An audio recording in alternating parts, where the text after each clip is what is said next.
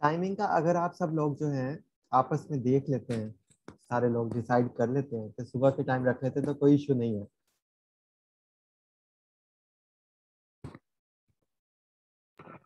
Sir काफी students कह रहे हैं कि मॉर्निंग में वो बिजी होते हैं जॉब वगैरह के लिए, तो किस तरह करें फिर?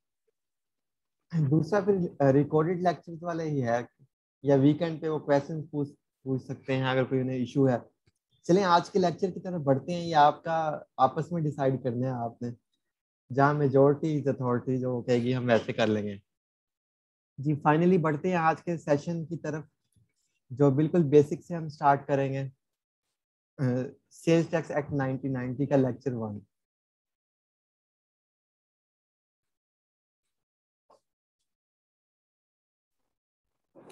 ये नेट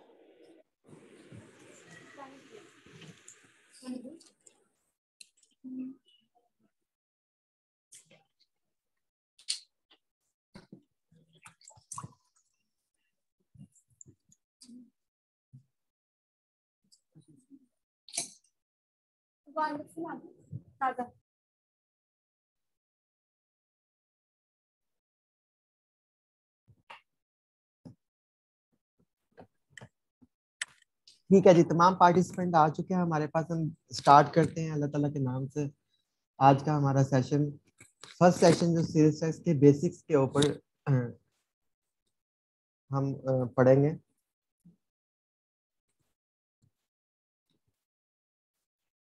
अच्छा, सेल्स टैक्स जो है, सेल्स टैक्स जो है वो अप्लाई होता है सेल्स के ऊपर। और सेल्स कहाँ से जनरेट होती हैं? बिजनेस से, कारोबारी लोगों से। लोग जो है चीजें मैन्युफैक्चर करते हैं, कोई सेल करते हैं, कोई प्रोड्यूस करते हैं, कोई डिजाइन करते हैं, कोई कंस्ट्रक्ट करते हैं। डिफरेंट तरह की जो चीजें हैं लोग वो बनाते हैं, मेक करते हैं। तो कुछ लोग जो है वो पैदा करते हैं, जमीन से पैदा करते हैं। कुछ लोग जो है वो रॉ मटेरियल से बनाते हैं। कुछ लोग जो है वो फर्दर उसे प्रोसेस करते हैं, उसमें वैल्यू ऐड करते हैं। तो ये सब मतलब बिजनेस इंडस्ट्री जो है वो ये सारे काम सेल्स के करती है, और उसके अगेंस्ट जो है वो रेवेन्यू और प्रॉफिट जो है वो जनरेट करती है। तो अब जो सेलर है, जो बिजनेस इंडस्ट्री है, बिजनेसेस की कितनी किस्में हैं, बिजनेस जो हैं वो कितनी किस्म के हैं, बिजनेसेस क्या होते हैं, उनकी टाइप्स क्या हैं, उनके स्ट्रक्चर्स क्या हैं, मतलब बिजनेस करने की कितनी अशकाल हैं, शक्लें हैं। जैसे फॉर एग्जांपल कोई कहता है जी मैंने सेलिंग शुरू करनी है, तो उससे पहले तो उसे सेल करने से पहले तो कोई बिजनेस शुरू करना पड़ेगा। अगर बिजनेस शुरू करना होगा तो बिजनेस कौन सा शुरू करेगा, किस शक्ल का शुरू करेगा, किस लेवल पे शुरू करेगा। तो बिजनेस की कितनी टाइप्स होती हैं, कितनी किस्में होती हैं, बिजनेस करने के कितने तरीके होते हैं। कुछ वो तरीके, वैसे तो दुनिया में बहुत सारे बिजनेस ऑर्गेनाइजेशन बनाने के, मतलब बिजनेस बॉडी बनाने के बहुत सारे दुनिया में तरीके जो हैं वो मौजूद हैं। लेकिन हम जो सब कॉन्टिनेंट है, पाकिस्तान, इंडिया, बांग्लादेश, ये जो रीजन है इंडो पाकिस्तान का, हम देखेंगे कि यहाँ पे कौन से बिजनेस के स्ट्रक्चर चल रहे हैं, बिजनेस के जो है वो बिजनेस करने के जो है फॉर्म्स कितनी हैं।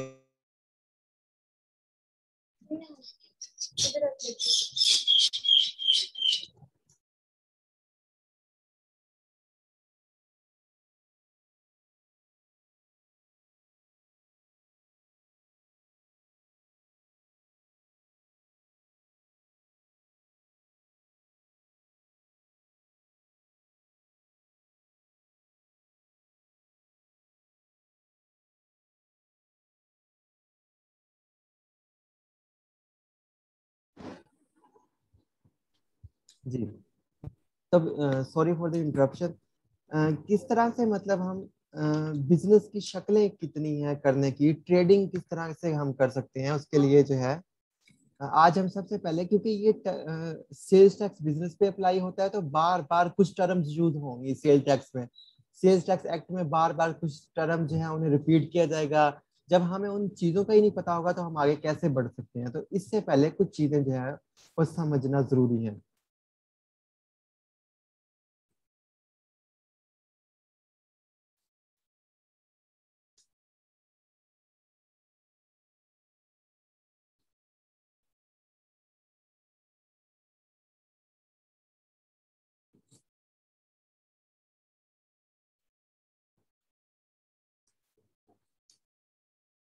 सबसे पहले जो है, जैसे हमने पहले भी देखा कि पाकिस्तान में जो मुमलिकत है पाकिस्तान या मुल्क पाकिस्तान या पाकिस्तान कंट्री में जो हमारा हेड ऑफ द कंट्री है, पूरे मुल्क का जो हेड है वो है president of Pakistan. Same India में भी जो उनके हेड है वो प्रेसिडेंट ऑफ इंडिया है। इस तरह अमेरिका में भी प्रेसिडेंट है। तो जो हमारी कंट्री के हेड है वो प्रेसिडेंट हैं। तो हमारे यहाँ पे जो लीगल स्ट्रक्चर है, जो कानूनी ढांचा है, जिस ढांचे के ऊपर पूरा मुल्क चल रहा है, एक ऐसी दस्तावेज एक ऐसी किताब, एक ऐसा बुनियादी ढांचा जिसके ऊपर पूरा मुल्क जो है वो उसका निजाम चल रहा है। उस दस्तावेज, उस किताब, उस कानूनी ढांचे का नाम है कॉन्स्टिट्यूशन ऑफ पाकिस्तान या आईन पाकिस्तान। अब आईन पाकिस्तान ये कहता है कि पाकिस्तान जो है इसका जो सरबराह होगा, वो उसका ना मुल्क का जो सरबराह होगा तो उसका ना वो सदर होगा, उसे सदर कहेंगे। उसके अलावा वो फिर आईन पाकिस्तान ये कहता है कि सरबराह मुल्क के बाद, सरबराह मुमलिकत के बाद जो है उनके अंडर होगी हुकूमत। अब हुकूमत जो है वो कहता है कि हुकूमत जो है वो 3 पिलर्स के ऊपर मुश्तमिल होगी, मतलब 3 सतूनों के ऊपर मुश्तमिल होगी। मतलब हुकूमत किसी एक बंदे के हाथ में नहीं होगी कि जो वो चाहे वो करता रहे, जो चाहे वो एक्टिविटीज परफॉर्म करता रहे, किसी को कुछ कर दे। इसी तरह तो इंसाफ का, अदल का तवाजुन ही कायम नहीं रहेगा। तो हुकूमत एक बहुत बड़ी रिस्पॉन्सिबिलिटी है जिसमें जो है वो उसे पैरेलल मुतवाजी रखना पड़ता है। मतलब उसे हुकूमत जो है वो उसके स्ट्रक्चर्स बदल गए हैं, उसके तरीके बदल गए हैं। पुराने जमानों में किंग होता था, एक ही मुल्क का जो है वो सरबराह होता था, वही बादशाह होता था, वही राज करता था, जो उसका हुक्म होता था वही कानून होता था। लेकिन अब जो है ये पाकिस्तान जो एक जमहूरी मुल्क है, तो इसका जो यहाँ पे आइन में स्ट्रक्चर दिया गया है कि हुकूमत जो है वो 3 हिस्सों में डिवाइडेड होगी। 3 पिलर्स जो है उसके होंगे, 3 पिलर्स अलग-अलग होंगे, और ये तीनों की पावर्स जो है वो बैलेंस्ड होंगी। अगर एक पिलर जो है वो गलती करेगा तो दूसरा जो है वो उसे आगे रोक लेगा, अगर दूसरा गलती करेगा तो तीसरा उसे रोक लेगा, तीनों में से कोई एक गलती करेगा तो पहला उसे रोक लेगा। तो ये जो स्ट्रक्चर है एक एक दूसरे की पावर्स को मतलब उसे चेक करने के लिए, उन्हें रोकने के लिए कि वो अपनी पावर्स का गलत इस्तेमाल ना करे और गवर्नेंस जो है वो अच्छी परफॉर्म करे, जो हमें एक्चुअल में वैसे होता हुआ दिखाई नहीं देता। स्ट्रक्चर बहुत बेहतरीन है लेकिन उसकी स्पिरिट जो है उस पर अमल ही नहीं हो रहा। अब स्ट्रक्चर क्या है जी? स्ट्रक्चर ये है कि गवर्नमेंट जो है, पहली हुकूमत जो होगी, पहला जो गवर्नमेंट का पिलर होगा, जिसे गवर्नमेंट भी कह सकते हैं, हुकूमत का एक एक हिस्सा भी कह सकते हैं, वो है लेजिस्लेटिव असेंबली, जिसे कहते हैं कानून साज असेंबली। कानून साज असेंबली क्या करती है जी? कानून साज असेंबली के जो मेंबर होते हैं, पूरे मुल्क की एक बॉडी होती है, उसमें कुछ पूरे मुल्क से मेंबर चुने जाते हैं, जिसे पाकिस्तान में MNAs कहते हैं, मेंबर नेशनल असेंबली। इंडिया में कहते हैं MLA, मेंबर लेजिस्लेटिव असेंबली। तो पाकिस्तान में बस नेशनल लफ्ज यूज होता है। तो उस जो है कानून साज असेंबली के अंदर वो मेंबर्स बैठते हैं, वहां पे कोई भी ऐसा कानून बनाते हैं, उस कानून की जो इम्प्लीमेंटेशन होगी वो पूरे मुल्क के ऊपर होगी, जितनी पाकिस्तान की हदूद है। अच्छा जी, ये जो MNAs हैं, ये कानून साज असेंबली के रुकन होते हैं और कानून साजी करते हैं वहां बैठ के। अब कानून साज असेंबली को इंग्लिश में कहते हैं पार्लियामेंट, और उर्दू में कहते हैं मुकन्ना, और आम जुबान में इसे कहते हैं कानून साज असेंबली। ठीक है। अब पार्लियामेंट जो है या मुकन्ना जो है, कानून साज असेंबली के 2 फ्लोर्स है या 2 हाउसेज हैं या 2 उसके हिस्से हैं। पहला है नेशनल असेंबली एंड दूसरा है सेनेट। नेशनल असेंबली में वो मेंबर्स होते हैं जो पूरे मुल्क से इलेक्शंस के जरिए चुने जाते हैं, और सेनेट में जो है वो चारों सूबों से एक बराबरी की सतह पे जो है वो लोगों को सिलेक्ट किया जाता है, नामजद किया जाता है। ये दोनों जो हाउसेज हैं ये मिलके कानून साजी का अमल परफॉर्म करते हैं। ये कोई भी कानून बना दें, ये बना दें जी वजीर आजम जो है वो उसकी तनख्वाह 10,000 महीने की होगी तो वजीर आजम उसका बाउंड है, कुछ भी नहीं कर सकता। कानून साज असेंबली के पास सबसे ज्यादा पावर है कि वो कोई भी कानून बना दे और कह दे कि आज से ये इन्फोर्सेबल है, नाफिज है, तो कुछ भी जो है इंतजामिया कुछ भी नहीं कर सकती। तो अच्छा, उसके बाद जो दूसरा है, जो जुबान ज़द आम लफ्ज यूज होता है, फेडरल गवर्नमेंट या गवर्नमेंट। तो गवर्नमेंट लेजिस्लेटिव असेंबली भी है, जुडिशरी भी गवर्नमेंट का पिलर है, लेकिन आम फहम जुबान में सारे लोग सिर्फ इंतजामिया को ही हुकूमत समझते हैं, हालांकि ऐसा नहीं है।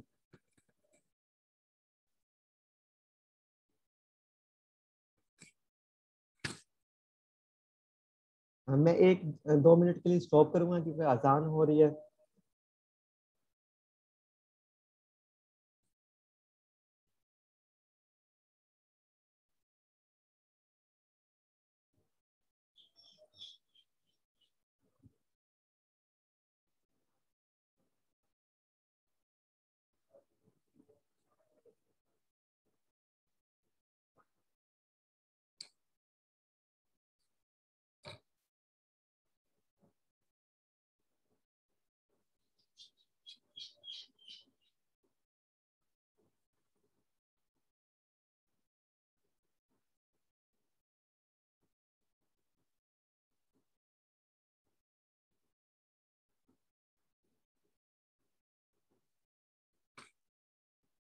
जी वापस रिकंटिन्यू करते हैं।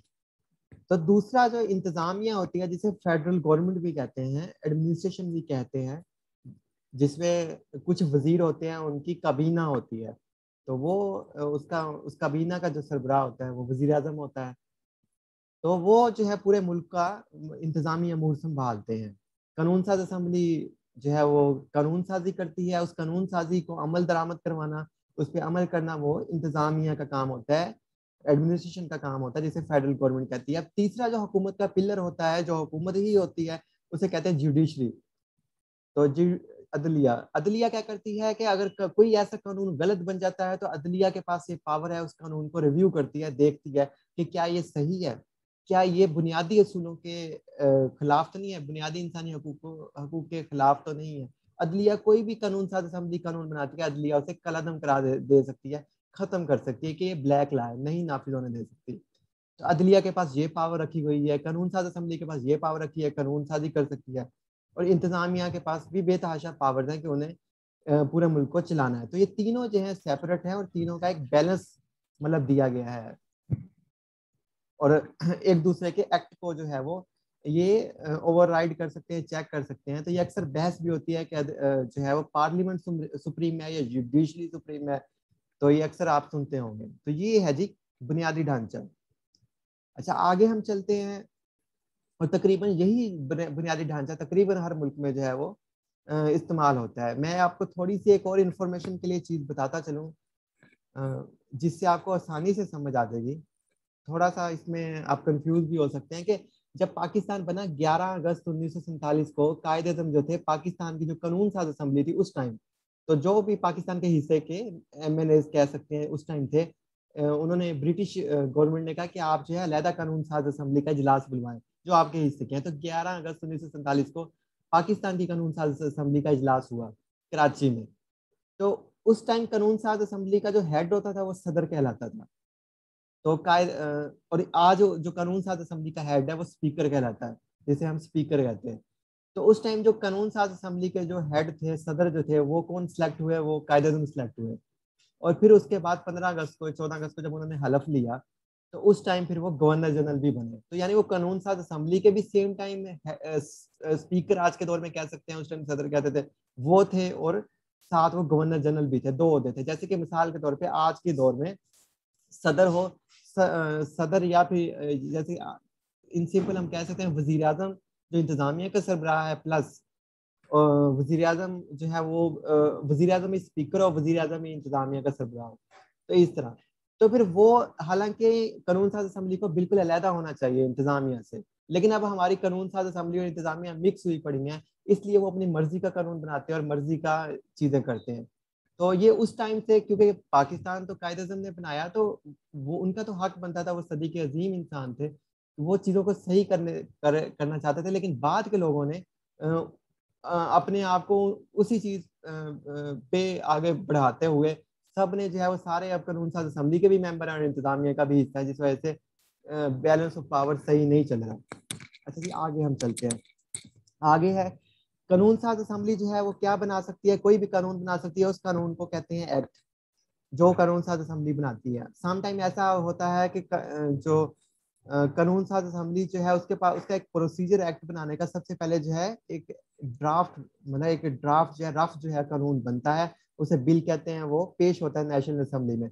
अगर वहां से मंजूर हो जाता है, सेनेट पे भेजा जाता है, सेनेट जो है उसे मंजूर करके मंजूर अगर कर देती है, जितनी उसकी के लिए मेजोरिटी चाहिए, वो सदर पाकिस्तान को भेज दिया जाता है। सदर जो है वो उसे जो है वो साइन कर देते हैं।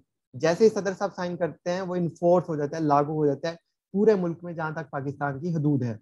हाँ, अलबत्ता सदर भी उस पर साइन कर देते हैं, और वो कानून जो है वो अगेंस्ट दी सिटीजन है, कोई भी अगेंस्ट दी इस्लाम है, अगेंस्ट दी ह्यूमन राइट्स है, तो अदालत के पास कोई भी बंदा जा सकता है कि सर इन्होंने कानून सही नहीं बनाया। तो अदालत उस कानून को कलअदम करार सकती है, कर दे सकती है, खत्म कर सकती है, वो फिर इनवैलिड हो जाएगा। तो इतनी पावर्स हैं अदालत के पास।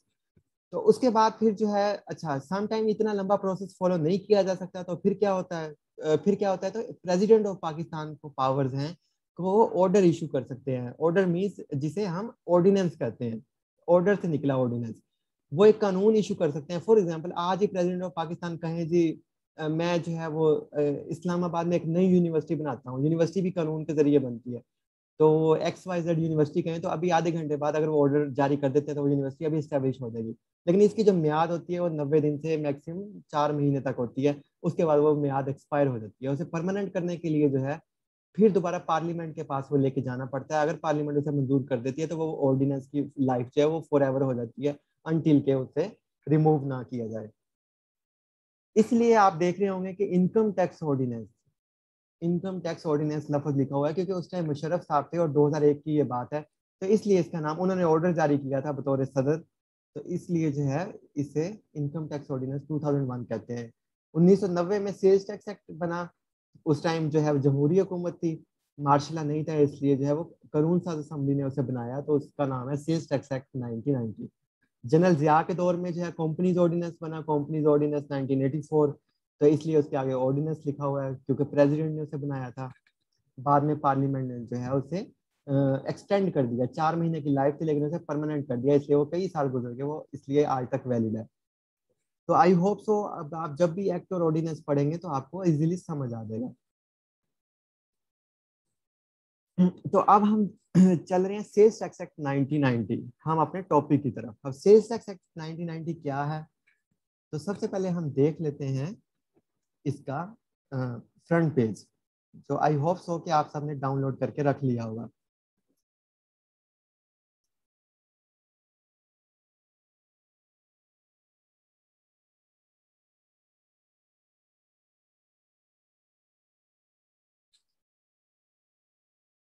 अच्छा जी, क्या सब लोगों को सेल्स टैक्स एक्ट 1990 के कंटेंट्स शो हो रहे हैं चैप्टर्स के?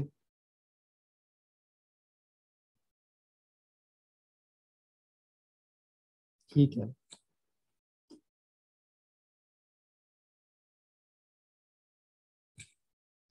तो अच्छा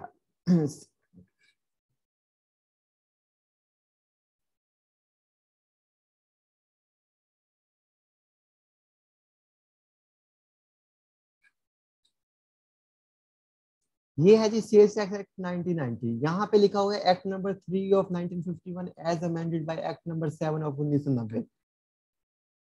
एक्ट नंबर 3 ऑफ 1951 का मतलब है कि 1951 में जो तीसरा कानून बनाया गया था, हुकूमत के पास कई कानून साजियां होती हैं, सिर्फ एक कानून नहीं हुकूमत बनाती, साल में वो कई कवानीन बनाती है। तो 1951 में पहला एक्ट कोई या कोई और बना होगा, दूसरा कोई और बना होगा, तो तीसरा 1951 का एक्ट था, एक्ट नंबर 3 जिसे कहा गया है 1951 का, यानी तीसरा कानून जो था वो सेल्स टैक्स के बारे में था। यहाँ पे लिखा है ये 1951 में जो तीसरा कानून बनाया गया था वो 1990 तक चलता रहा, लागू रहा। तो 90 में जो है उस कानून को, जो 1990 में सातवां कानून बनाया गया था, साल 1990 में सातवां जो कानून बनाया गया था उसने रिप्लेस कर दिया, खत्म कर दिया 1951 के सेल्स टैक्स के कानून को। तो इसका ये मतलब है as amended up to 30 June 2021। Amended का मतलब होता है तब्दीलियां करना, जो है तरामीम करना। वो क्या इसने बताया गया कि क्योंकि ये 1990 का कानून है इसलिए अब तक 2021 तक इसमें जितनी तब्दीलियां की गई हैं ये उसका अपडेटेड वर्जन है। अच्छा, the amendments made through finance act 2021 have been shown in that. तो हर साल जब बजट आता है, जब बजट अनाउंस होता है, जब तकरीर करते हैं जो फाइनेंस मिनिस्टर, तो फाइनेंस मिनिस्टर एक फाइनेंस बिल लेके आते हैं जिसे फाइनेंस एक्ट कहते हैं, जो असेंबली से मंजूर होता है। पहले बिल होता है, जैसे ही वो मंजूर हो जाता है वो फाइनेंस एक्ट बन जाता है, क्योंकि 2021 में मंजूर हो रहा है तो वो कहलाएगा फाइनेंस एक्ट। मुल्क में क्या हुकूमत की मुआशी पॉलिसी होगी, हुकूमत कितने पैसे खर्च करेगी, कितने पैसे कमाएगी, फाइनेंस का मतलब है मनी, इसे दूसरी जबान में कह सकते हैं मनी मनी बिल। तो एक मनी बिल या मनी डॉक्यूमेंट जो है या पैसों के मुतालिक जो है, तमाम तर माल के मुतालिक जो है एक हुकूमत अपना एक प्रोग्राम अनाउंस करती है पूरे साल का बजट की सूरत में, कि ये हमारा पूरे साल का प्रोग्राम है, इस तरह हम ये पूरे साल में सरगर्मियां परफॉर्म करेंगे। तो उस इंग्लिश में उसे कहेंगे कि फाइनेंस डॉक्यूमेंट या फाइनेंस बिल हम कह सकते हैं।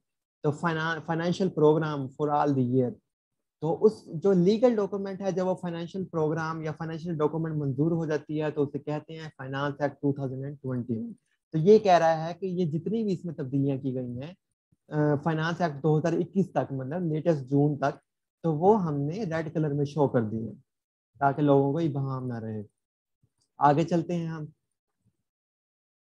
अच्छा जी, आगे सेल्स टैक्स एक्ट में क्या है, इसका एक बेसिक हम प्रीव्यू देख लेते हैं।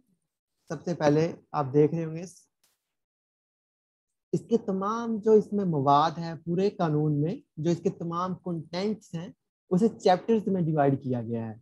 चैप्टर्स के अंदर जो है वो सेक्शन हैं। तो सेक्शन का मतलब होता है हिस्सा।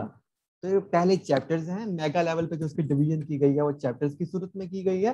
और चैप्टर्स के अंदर जो है वो सेक्शंस हैं, मतलब मुख्तलिफ हिस्से हैं। मुख्तलिफ हिस्से जो है वो मुख्तलिफ चीजों की बात करते हैं। तो सबसे पहले देखिए चैप्टर 1 जो है वो प्रीलिमिनरी है। प्रीलिमिनरी का मतलब होता है आगाज करना। प्रीलिमिनरी का मतलब होता है शुरुआत करना, आगाज करना। प्रीलिमिनरी उसके आगाज में क्या बताया जाता है, किसी भी कानून के आगाज में बताया जाता है इस कानून का टाइटल क्या है, नाम क्या है, एक्सटेंट मीन कहाँ तक लागू है, क्या ये पूरी दुनिया पे एप्लीकेबल है, पूरे पाकिस्तान पे एप्लीकेबल है, ये आगे हम जाके देखेंगे। और ये कब से शुरू होगा, कब से लागू होगा, कमेंसमेंट। तो आगे सेकंड जो इसमें पोर्शन है वो डेफिनेशन का होता है। डेफिनेशन मीन्स कि इस कानून के अंदर जितनी भी टर्म्स हमने यूज की हैं, उन टर्म्स का आपने कोई दूसरा मतलब नहीं लेना। उन टर्म्स टर्म्स का वो मतलब है जो हम इन डेफिनेशन में डिफाइन कर रहे हैं। इन स्पेसिफिक टर्म्स का जो आगे चल के आप देखेंगे ये मतलब होगा। तो ये बहुत जरूरी होता है डेफिनेशन का पोर्शन, ताकि उस कानून के अंदर जितनी भी टर्म्स हैं वो समझी जा सके। आगे है scope and payment of tax. अगर उस कानून अगर डेफिनेशन ना दी हुई हो तो फिर लोग डिक्शनरी से कंसल्ट करेंगे, जो कि इनवैलिड है। मतलब कि हमें तो नहीं पता कि डिक्शनरी किस चीज की बात कर रही है और यहाँ पे टर्म्स का क्या मतलब है। अच्छा, चैप्टर 2 जो है वो scope and payment of tax, मतलब इस टैक्स का स्कोप क्या होगा, मतलब कितने हद तक जो है, कहाँ तक लागू होगा, कैसे होगा, कैसे चार्ज होगा, कैसे पेमेंट होगी, यानी चार्ज कहाँ पे होगा, लगाया कहाँ पे जाएगा। Scope means. और पेमेंट ऑफ टैक्स मतलब किस तरह वसूलियां होंगी टैक्स की, सब चीजें। ये चैप्टर जो है पूरा जो चैप्टर है ये इसे कवर करता है। और आगे इसके हिस्से हैं, जैसे सेक्शन कह सकते हैं, उर्दू में हिस्से कह सकते हैं। हिस्सा नंबर 3 जो है स्कोप ऑफ टैक्स, मतलब टैक्स चार्ज कहाँ पे होगा, लगेगा कहाँ पे, इम्पोज कहाँ पे होगा। हिस्सा जो है ये बाकी जो है वो मिटे हुए हैं, ओमिटेड का मतलब है खत्म हो गए हैं ये। 3B का मतलब है collection of excess sales tax, मतलब अगर सेल्स टैक्स ज्यादा जमा हो जाए तो फिर क्या होगा। ये पूरा जो है पेमेंट ऑफ टैक्स और चार्जिंग ऑफ टैक्स के बारे में डील करता है ये पूरे का पूरा चैप्टर। इसके मुख्तलिफ हिस्से हैं जिसे सेक्शन कहते हैं। मुख्तलिफ सेक्शन जो है वो मुख्तलिफ एरियाज को कवर करते हैं। अच्छा जी, चैप्टर 3 पे आ जाए तो रजिस्ट्रेशन की बात करता है कि किस तरह। अगर चैप्टर 3 की बात करें तो रजिस्ट्रेशन की बात करता है कि किस तरह जो है वो रजिस्ट्रेशन होगी। टैक्स पेयर जो है वो टैक्स डिपार्टमेंट के साथ किस तरह जो है वो रजिस्टर होगा। अच्छा जी, आगे कुछ ओमिट हो गए हैं, खत्म हो गए हैं, उसके बाद अगर रजिस्टर हो जाता है तो अगर वो उसे डी रजिस्टर, उसकी रजिस्ट्रेशन खत्म कैसे की जाएगी, अगर कुछ गलत करता है उसे ब्लैक लिस्ट कैसे किया जाएगा, उसे मुअत्तल कैसे किया जाएगा, एक्टिव टैक्स पेयर लिस्ट आगे जाके हम देखेंगे। चैप्टर 4 है कीपिंग एंड इनवाइसिंग रिक्वायरमेंट, कि किस तरह वो जो है वो लोगों को रसीदें जारी करेगा। जब सेल करेगा, सेल के बाद रसीदें भी तो देगा लोगों को। और हुकूमत को कैसे पता चलेगा कि सेल इसने इतनी की है। सेल वो कहता है जी मैंने आज के दिन की है 10,000, लेकिन और हुकूमत जो है, हुकूमत को बताता है मैंने 5,000 की सेल की, याद हो आज छुपा देता है। हुकूमत कहता नहीं है, आप जो भी सेल करोगे उससे उसकी इनवाइस जो है, उसका बिल जो है, कस्टमर को जो रसीद दोगे उसका तरीकाकार होगा, और मैं बताऊंगी कि किस तरह इनवाइस आपने बनानी है, बिलिंग कैसे करनी है, अकाउंट्स कैसे मेंटेन करने हैं, अपना सेल्स का हिसाब किताब कैसे रखना है। जैसे आप चाहेंगे वैसे नहीं रखना, जैसे मैं चाहूंगी वैसे रखना है। तो ये पूरे का पूरा जो है हिस्सा, जो चैप्टर है उसके मुख्तलिफ हिस्से जो है रिकॉर्ड के बारे में बात करते हैं, और इनवाइसिंग रिक्वायरमेंट्स के बारे में, सेलिंग डॉक्यूमेंट्स के बारे में, और सेल्स रिकॉर्ड के बारे में बात होती है यहाँ पे। अगर चैप्टर 5 जो रिटर्न के बारे में बात करता है। ठीक है जी, अब आपने रिकॉर्ड तो रख लिया, अब नेक्स्ट क्या करना है, तो ये बताता है किस तरह आपने वो जो डॉक्यूमेंट्स हैं वो फाइल करनी है, डिपार्टमेंट को सबमिट करनी है, अपना जो रिकॉर्ड है किस तरह डिपार्टमेंट को भेजना है, साल के साल या महीने के महीने जो भी है, ये सारी वो बातें करता है। चैप्टर 6 जो है वो कहता है कि appointment of officers of sales tax and their powers. ठीक है जी, सारी बातें होगी। तो अब कौन से ऐसे लोग होंगे जो सेल्स टैक्स के जो लॉ को एक्सरसाइज करेंगे, मतलब उसकी पावर्स को इस्तेमाल करते हुए हुकूमत हुकूमत के नुमाइंदे बन के लोगों से, सिटीजन से सेल्स के ऊपर टैक्स लेंगे, वो कौन लोग होंगे। तो ये बात करता है कि मुख्तलिफ अथॉरिटीज को जो है वो हुकूमत अपॉइंट करेगी अपने नुमाइंदे के तौर पे। तो वही उन डिफरेंट अथॉरिटीज की बात करते हैं, आगे जाके हम कंप्रीहेंसिवली पढ़ेंगे इसे। चैप्टर 8 जो है ऑफेंसेस एंड पेनल्टीज,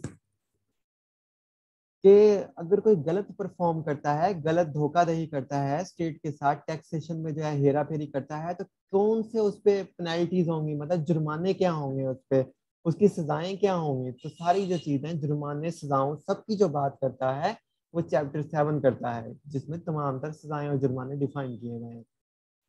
उसके बाद चैप्टर 8 जो है, अगर टैक्स पेयर के साथ ज्यादती होती है तो उसका भी तो कोई रेमेडी होनी चाहिए, मतलब उसका भी तो मुदावा होना चाहिए।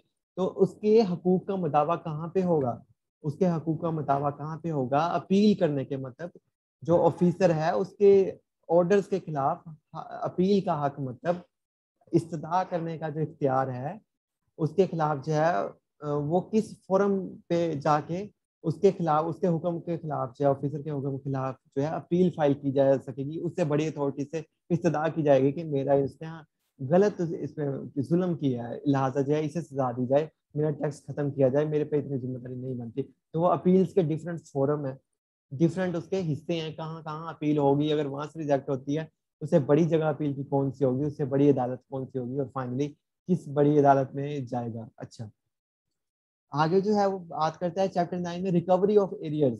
एरियर कहते हैं बकाया जात को। अगर टैक्स बनता था, किसने अपने बकाया जात अदा नहीं किए, कुछ पैसे अदा किए, तो उन्हें रिकवर कैसे करेगा डिपार्टमेंट, उसके क्या तरीके होंगे। आगे बात करते हैं, लास्ट चैप्टर है मिसलिनियस। इसके अलावा कोई भी चीज आ जाती है, कोई भी नई प्रॉब्लम आ जाती है, तो वो फ्यूचर में फर्दर मिसलिनियस वाले पोर्शन में लास्ट चैप्टर में बाकी चीजों को जो है वो कवर करेंगे, मतलब कि उससे उसमें डाल देंगे। जैसे कि कंप्यूटराइज सिस्टम की बात करें, अभी नया सिस्टम आया है 1990 में, तो कंप्यूटराइज सिस्टम नहीं था, ये तो इसने मिसलिनियस में कवर किया। Power to make rules, liquidators, ये कंप्रीहेंसिवली हम पढ़ने वाले हैं आगे जब सेल्स टैक्स पे जाएंगे। तो देख रहे हैं कि काफी सारी चीजें मिसलिनियस में। अच्छा जी, स्केड्यूल्स, शेड्यूल्स, अक्सर लोग इसे स्केड्यूल पढ़ते हैं, शेड्यूल पढ़ते हैं, तो ये क्या होते हैं, स्केड्यूल होते हैं कि जैसे एक सेक्शन है, एक चैप्टर है कोई भी, तो चैप्टर के अंदर डिफरेंट जो है हम देखते हैं कि डिफरेंट मतलब बात करता है वो, जैसे कि बात करता है कि जी तमाम मेडिसिन पे जो है वो कहता है कि मेडिसिन पे टैक्स का रेट ये होगा, या तो वो ये बताए, अच्छा अब हर मेडिसिन के साथ तो यूनिवर्सल ट्रीटमेंट, मतलब एक जैसा ट्रीटमेंट नहीं किया जा सकता।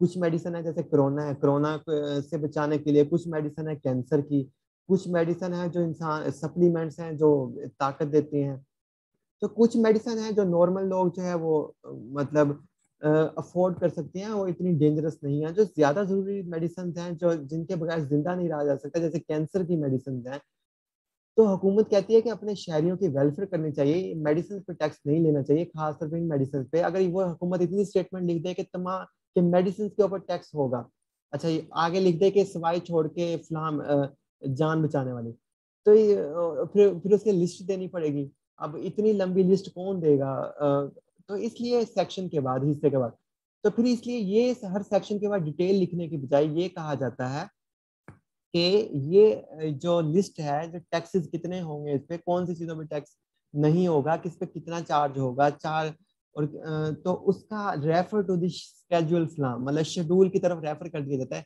कि फलां शेड्यूल के फलां टेबल में आपके जाके देख लें।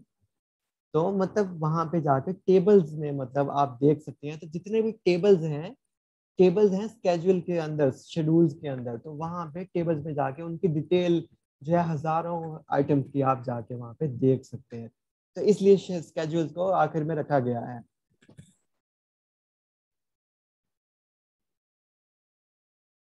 अच्छा जी, उसके बाद हम बात करते हैं, आपने देख लिया स्केड्यूल्स।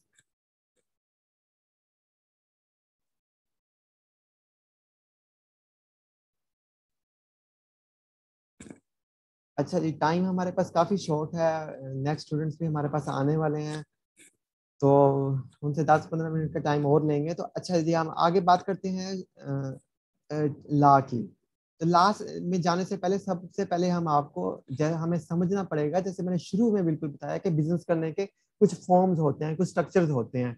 तो बिजनेस करने के कौन से स्ट्रक्चर्स हैं, कौन से उसकी शक्लें हैं, जिन जिन शक्लों के अंदर रहते हुए बिजनेस लोग कर रहे हैं, या कानूनी तौर पे वो मंजूर शुदा शक्लें हैं। सबसे पहले जो है, जैसे कोई डॉक्टर है तो या तो वो हॉस्पिटल बनाएगा या वो क्लिनिक बनाएगा। तो इस तरह से, या वो जो है मतलब किसी के साथ जो है कहीं जॉब करेगा। तो इस तरह से, तो इस तरह बिजनेस करने के कौन से फॉर्म्स हैं हम देखते हैं। सबसे पहले जी 5 फॉर्म्स हैं जो पाकिस्तान इंडिया में वाइडली यूज हो रही हैं, इसके अलावा और भी हो सकती हैं, लेकिन बेसिक्स जो मेजर हैं वो 5 है। पहली फॉर्म है sole proprietorship, partnership, joint stock company, cooperative housing society and Hindu undivided family. तो पार्टनरशिप क्या होती है? सोल का मतलब होता है सिंगल, एंड प्रोप्राइटरशिप का मतलब होता है ओन करना, ओनर जो है, प्रॉपर्टी को ओन करने वाला। तो सोल प्रोप्राइटरशिप वो बिजनेस होता है, बिजनेस की वो किस्म है, कारोबार करने की वो शक्ल है कि जिसका सिंगल ओनर होता है, जिसका एक ही ओनर होता है। फॉर एग्जाम्पल, किसी ने रेडी लगाई हुई है, वो एक ही बंदा वो अपनी रेडी की सेल्स को मैनेज कर रहा है, एक ही बंदा जो है वो पीछे से चीजें सप्लाई लेके आ रहा है, सब चीजें। तो वो जो है तो वो अकेला सिंगल सिंगल बंदा जो है उसका ओनर है, तो उस बिजनेस मॉडल को कहेंगे सोल प्रोप्राइटरशिप। अगर एक मेडिकल स्टोर है, उसमें एक ही बंदा उसमें स्टोर खोला हुआ है, तो वो सोल प्रोप्राइटर कहलाएगा। एक दुकान वाला है, वो भी सोल प्रोप्राइटर कहलाएगा।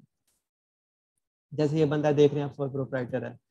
फॉर्म्स ऑफ बिजनेस ऑर्गेनाइजेशन, इसके अलावा पार्टनरशिप फर्म होती है। पार्टनरशिप का मतलब होता है कि जिसमें 2 लोग मिलके आपस में पार्टनर बन जाते हैं और आपस में फिर्म रहते हैं, जुड़े रहते हैं। तो इट्स मीन के पार्टनर वो आपस में पार्टनर है और फिर्म है मजबूती। फिर्म का मतलब होता है उर्दू में मजबूती से जुड़े रहना।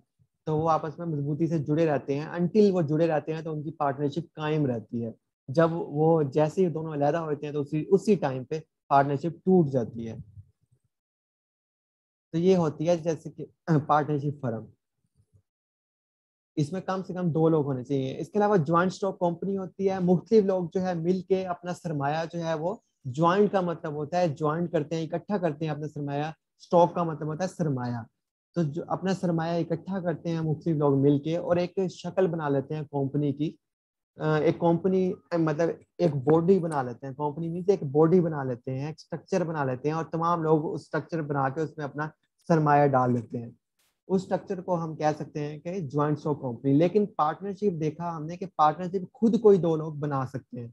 खुद जो 2 लोग जुड़ेंगे आपस में, उनका पार्टनर होना लाजमी है, वो पार्टनर बन जाएंगे, तो पार्टनरशिप फर्म बन गई। लेकिन कंपनी जो है ये खुद नहीं बनाई जा सकती। कंपनी जो है वो कानून बनाता है, कंपनी कानून जो है वो क्रिएट करता है, क्रिएट बाय लॉ होती है। लेकिन पार्टनरशिप खुद ही इंसान क्रिएट कर सकता है और खुद ही उसे कभी भी खत्म कर सकता है। वो जुबानी भी क्रिएट की जा सकती है, तहरीरी भी की जा सकती है, तहरीरी और रजिस्टर्ड भी की जा सकती है। लेकिन कंपनी जो है ये खुद नहीं क्रिएट की जा सकती। खुद हमें इंटरेस्ट शो करना पड़ेगा, कंपनीज रजिस्टर करने वाले इदारे के पास जाना पड़ेगा और वहां पे इसे जाके रजिस्टर करवाना पड़ेगा कंपनी को। और वो इदारा इसे रजिस्टर करेगा, और फिर जो है वो, और जब खत्म करना होगा फिर भी हम खुद नहीं कर सकते, हमें उस इदारे के पास या अदालत के पास जाना होगा। तो कंपनी सबसे सिक्योर बिजनेस मॉडल है जो हर जगह दुनिया भर में यूज होता है, सबसे ज्यादा लोग इसे यूज करते हैं। उसके अलावा कोऑपरेटिव सोसाइटीज, मुख्तलिफ लोग मिलके एक सोसाइटी बना लेते हैं। सोसाइटी मीन्स एक बॉडी बना लेते हैं और बना के कहते हैं कि हम एक दूसरे के साथ ताउन करेंगे, एक दूसरे के मुफादत के लिए काम करेंगे। और सब जो है कम्युनिटी बना लेते हैं, उसके मेंबर बन जाते हैं उस कम्युनिटी के, और अपने आप को जो है वो सारे मिलके उस कम्युनिटी के लिए, कम्युनिटी के लोगों की, मेंबर्स की वेलफेयर करते हैं। तो उस बिजनेस स्ट्रक्चर को कहते हैं कोऑपरेटिव सोसाइटी। जैसे कि मिसाल के तौर पे कुछ किसान मिल जाते हैं, किसान मिलके कहते हैं, एक के पास जमीन है, दूसरे के पास भैंसे हैं, तीसरे के पास जो है वो दिमाग है, चौथे के पास जो है वो कुछ पैसे हैं, पांचवे के पास जो है वो सप्लाई चेन का कोई स्ट्रक्चर है, कोई गाड़ी शाड़ी जो है, वो कहते हैं हम सब मिलके कोऑपरेशन मतलब इकट्ठे ऑपरेशन एक परफॉर्म करते हैं, इकट्ठे एक अपने जो है एक स्ट्रक्चर बना लेते हैं, एक सोसाइटी बना लेते हैं, उसे रजिस्टर करवा लेते हैं। अब हम जो है सारे ये मिलके अपने सब एहसास मिला के हम जो है इन पे काम करेंगे और बिजनेस करेंगे। तो एक दूसरे के मुफादत पे काम करेंगे। तो ये बहुत मशहूर बिजनेस स्ट्रक्चर है जो खास तौर पे हाउसिंग सोसाइटीज में बहुत फॉलो होता है, खास तौर पे कराची वाले रीजन में।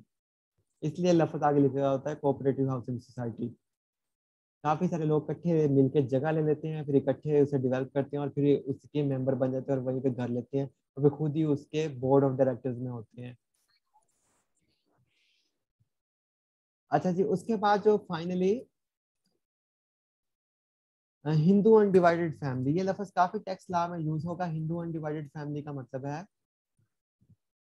ये स्ट्रक्चर सिर्फ इंडिया में ही एग्जिस्ट करता है या मे भी साम जगह पे पाकिस्तान में एग्जिस्ट करता है। हिंदू अनडिवाइडेड फैमिली ये एक पुराना स्ट्रक्चर चला आ रहा है जिसे हिंदू लॉ डील करते हैं। ये स्ट्रक्चर क्या है कि एक हिंदू दादा थे, उनकी एक ज्वाइंट फैमिली थी, इकट्ठी फैमिली थी, वो इकट्ठे रह रहे थे। अब उनका एक बिजनेस था। अच्छा, दादा का जब फोत हो गए उसका बिजनेस उनके बेटे ने संभाला, बड़े बेटे ने संभाला, बड़े बेटे जब फोत हो गए उनके छोटे बेटे ने संभाला, छोटे बेटे फोत हो गए तो उनके पोते ने संभाला, पोते ने फोत हो गए तो उनके अगले बेटे ने संभाला। तो मतलब कि एक फैमिली ओरिएंटेड बिजनेस है जिसे पूरी फैमिली की जो चेन है वो संभालती आ रही है। लेकिन शर्त ये है कि अनटिल एंड अनलेस जो है वो चेन जो है कभी टूटे ना, मतलब टूटे मीन्स कि उनकी जो फैमिली है वो ज्वाइंट ही रहे, इकट्ठी ही रहे, ना कि जो उनके अगर जैसे दादा थे, दादा के दो बेटे थे तो एक बेटा अलहदा हो जाए दूसरा भी अलहदा हो जाए तो वो फिर स्ट्रक्चर टूट जाएगा। तो हिंदू अनडिवाइडेड का मतलब है कि वो सेपरेट ना हो। तो ये इंडिया में ये भी काफी पॉपुलर है स्ट्रक्चर, वहां पे यूज होता है और काफी पुराना, सबसे तकरीबन बिजनेस मॉडल में पुराना तरीन स्ट्रक्चर जो है वो ये एग्जिस्ट करता है, जिसके प्रॉपर मैकेनिज्म है, किस तरह होगा, अगला सरबराह कौन होगा। तो ये है जी हिंदू अनडिवाइडेड फैमिली। और लास्ट में अगर हम बात करें, ये होगी बिजनेस ऑर्गेनाइजेशन, और कुछ non profit non business organization भी होती हैं जिसे हम कहते हैं society, association, foundation, club, institute, trust, NPO and NGO. Society, association, foundation ये एक ही चीज होती है, मुख्तलिफ सिर्फ नाम है। कोई आखिर में सोसाइटी लगाता है जैसे पाकिस्तान साइंटिफिक सोसाइटी, कोई आखिर में एसोसिएशन लगाता है, Pakistan Pakistan medical association, Pakistan engineering association, young doctors association, X Y Z association. और जैसे कुछ फाउंडेशन लगाता है फौजी फाउंडेशन, ईदी फाउंडेशन, चीपा फाउंडेशन, इस तरह करके। अच्छा, तो ये सब जो डिफरेंट जो नाम्स हैं तो ये लोग आगे लगाते हैं। तो ये नॉन प्रॉफिट होती हैं, बिजनेस के मकसद के लिए नहीं होती, मतलब कोई फलाही काम, कोई ऐसा काम जिससे मुआशरे को जो फायदा हो, ये उस काम पर्पस के लिए जो है ये चीजें जो ये ऑर्गेनाइजेशन वर्क करती हैं। इन्हें बिजनेस करने, बिजनेस से प्रॉफिट कमाने, सेल करने इसकी परमिशन नहीं होती। अगर ये कोई सर्विसेज देती हैं तो ये फीस कलेक्ट कर सकती हैं, लेकिन ये बिजनेस नहीं कर सकती जैसे कंपनीज करती हैं। तो इन्हें टैक्सेशन में भी राहत दी जाती है, काफी काफी चैप्टर्स बांधे गए हैं इनकम टैक्स के इनके इनके लिए। तो खास तौर पे तो इसलिए ये हमें समझना जरूरी है। कुछ क्लब्स होते हैं जैसे क्रिकेट क्लब हो गया, फुटबॉल क्लब हो गया, इस तरह के कुछ, और साइंस क्लब हो गया, कुछ रिसर्च क्लब हो गया, बिजनेस क्लब हो गया। तो यहाँ पे जो कुछ डिफरेंट लोग हैं वो आपस में एक एसोसिएशन टाइप ही होती है, लेकिन लफ्ज इनका आगे क्लब लिखा होता है। इंस्टीट्यूट्स मीन जैसे public institute, research institute, educational institute, health institute जो हैं, इस तरह कुछ डिफरेंट तरह के जो है वो इंस्टीट्यूट्स भी डेवलप किए जाते हैं एजुकेशन और रिसर्च का काम करने के लिए। तो या रिसर्च को, एजुकेशन को पब्लिश करने के लिए, फैलाने के लिए, उन पे वर्कआउट करने के लिए। तो इंस्टीट्यूट्स भी नॉन प्रॉफिट होते हैं, जैसे कि यूनिवर्सिटीज जो है वो इंस्टीट्यूट्स में ही आती हैं जिसे एजुकेशन इंस्टीट्यूट्स कहते हैं। उसके बाद ट्रस्ट होती हैं। ट्रस्ट मीन्स के हम ट्रस्ट बल्कि आगे जाके पढ़ेंगे, ये डेफिनेशन में आएगा, वहाँ पढ़ेंगे ट्रस्ट। अच्छा, इन कलेक्टिवली इन तमाम बॉडीज को कहते हैं एनजीओज। एंड यानी नॉन, अगर इनमें गवर्नमेंट का शेयर नहीं है, गवर्नमेंट का कोई बंदा इनमें नहीं है, तो इसे हम कहते हैं एनजीओज, नॉन गवर्नमेंट ऑर्गेनाइजेशन।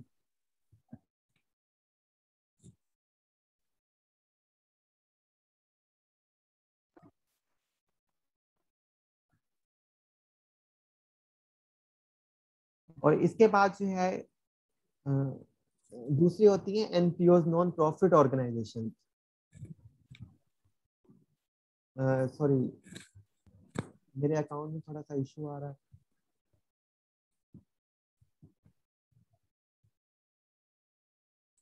अच्छा जी, इन तमाम को कलेक्टिवली कहते हैं जी trust, institute, club, society, association, foundation, सबको कलेक्टिवली कहते हैं जी एनजीओ, यानी नॉन गवर्नमेंट ऑर्गेनाइजेशन, अगर इनमें हुकूमत का कोई नुमाइंदा नहीं है। या इन्हें दूसरा कह सकते हैं एनपीओ, नॉन प्रॉफिट ऑर्गेनाइजेशन। मतलब इनका मकसद प्रॉफिट कमाना नहीं होता है, इनका मकसद या कोई कोई ना कोई अच्छा काम करना होता है, फलाही काम करना होता है। तो आई थिंक ये बिजनेस स्ट्रक्चर जो है वो आपको, नॉन बिजनेस स्ट्रक्चर और बिजनेस स्ट्रक्चर जो है आपको समझ आ गए होंगे। और अब हम जाते हैं नेक्स्ट अपने लॉ की तरफ।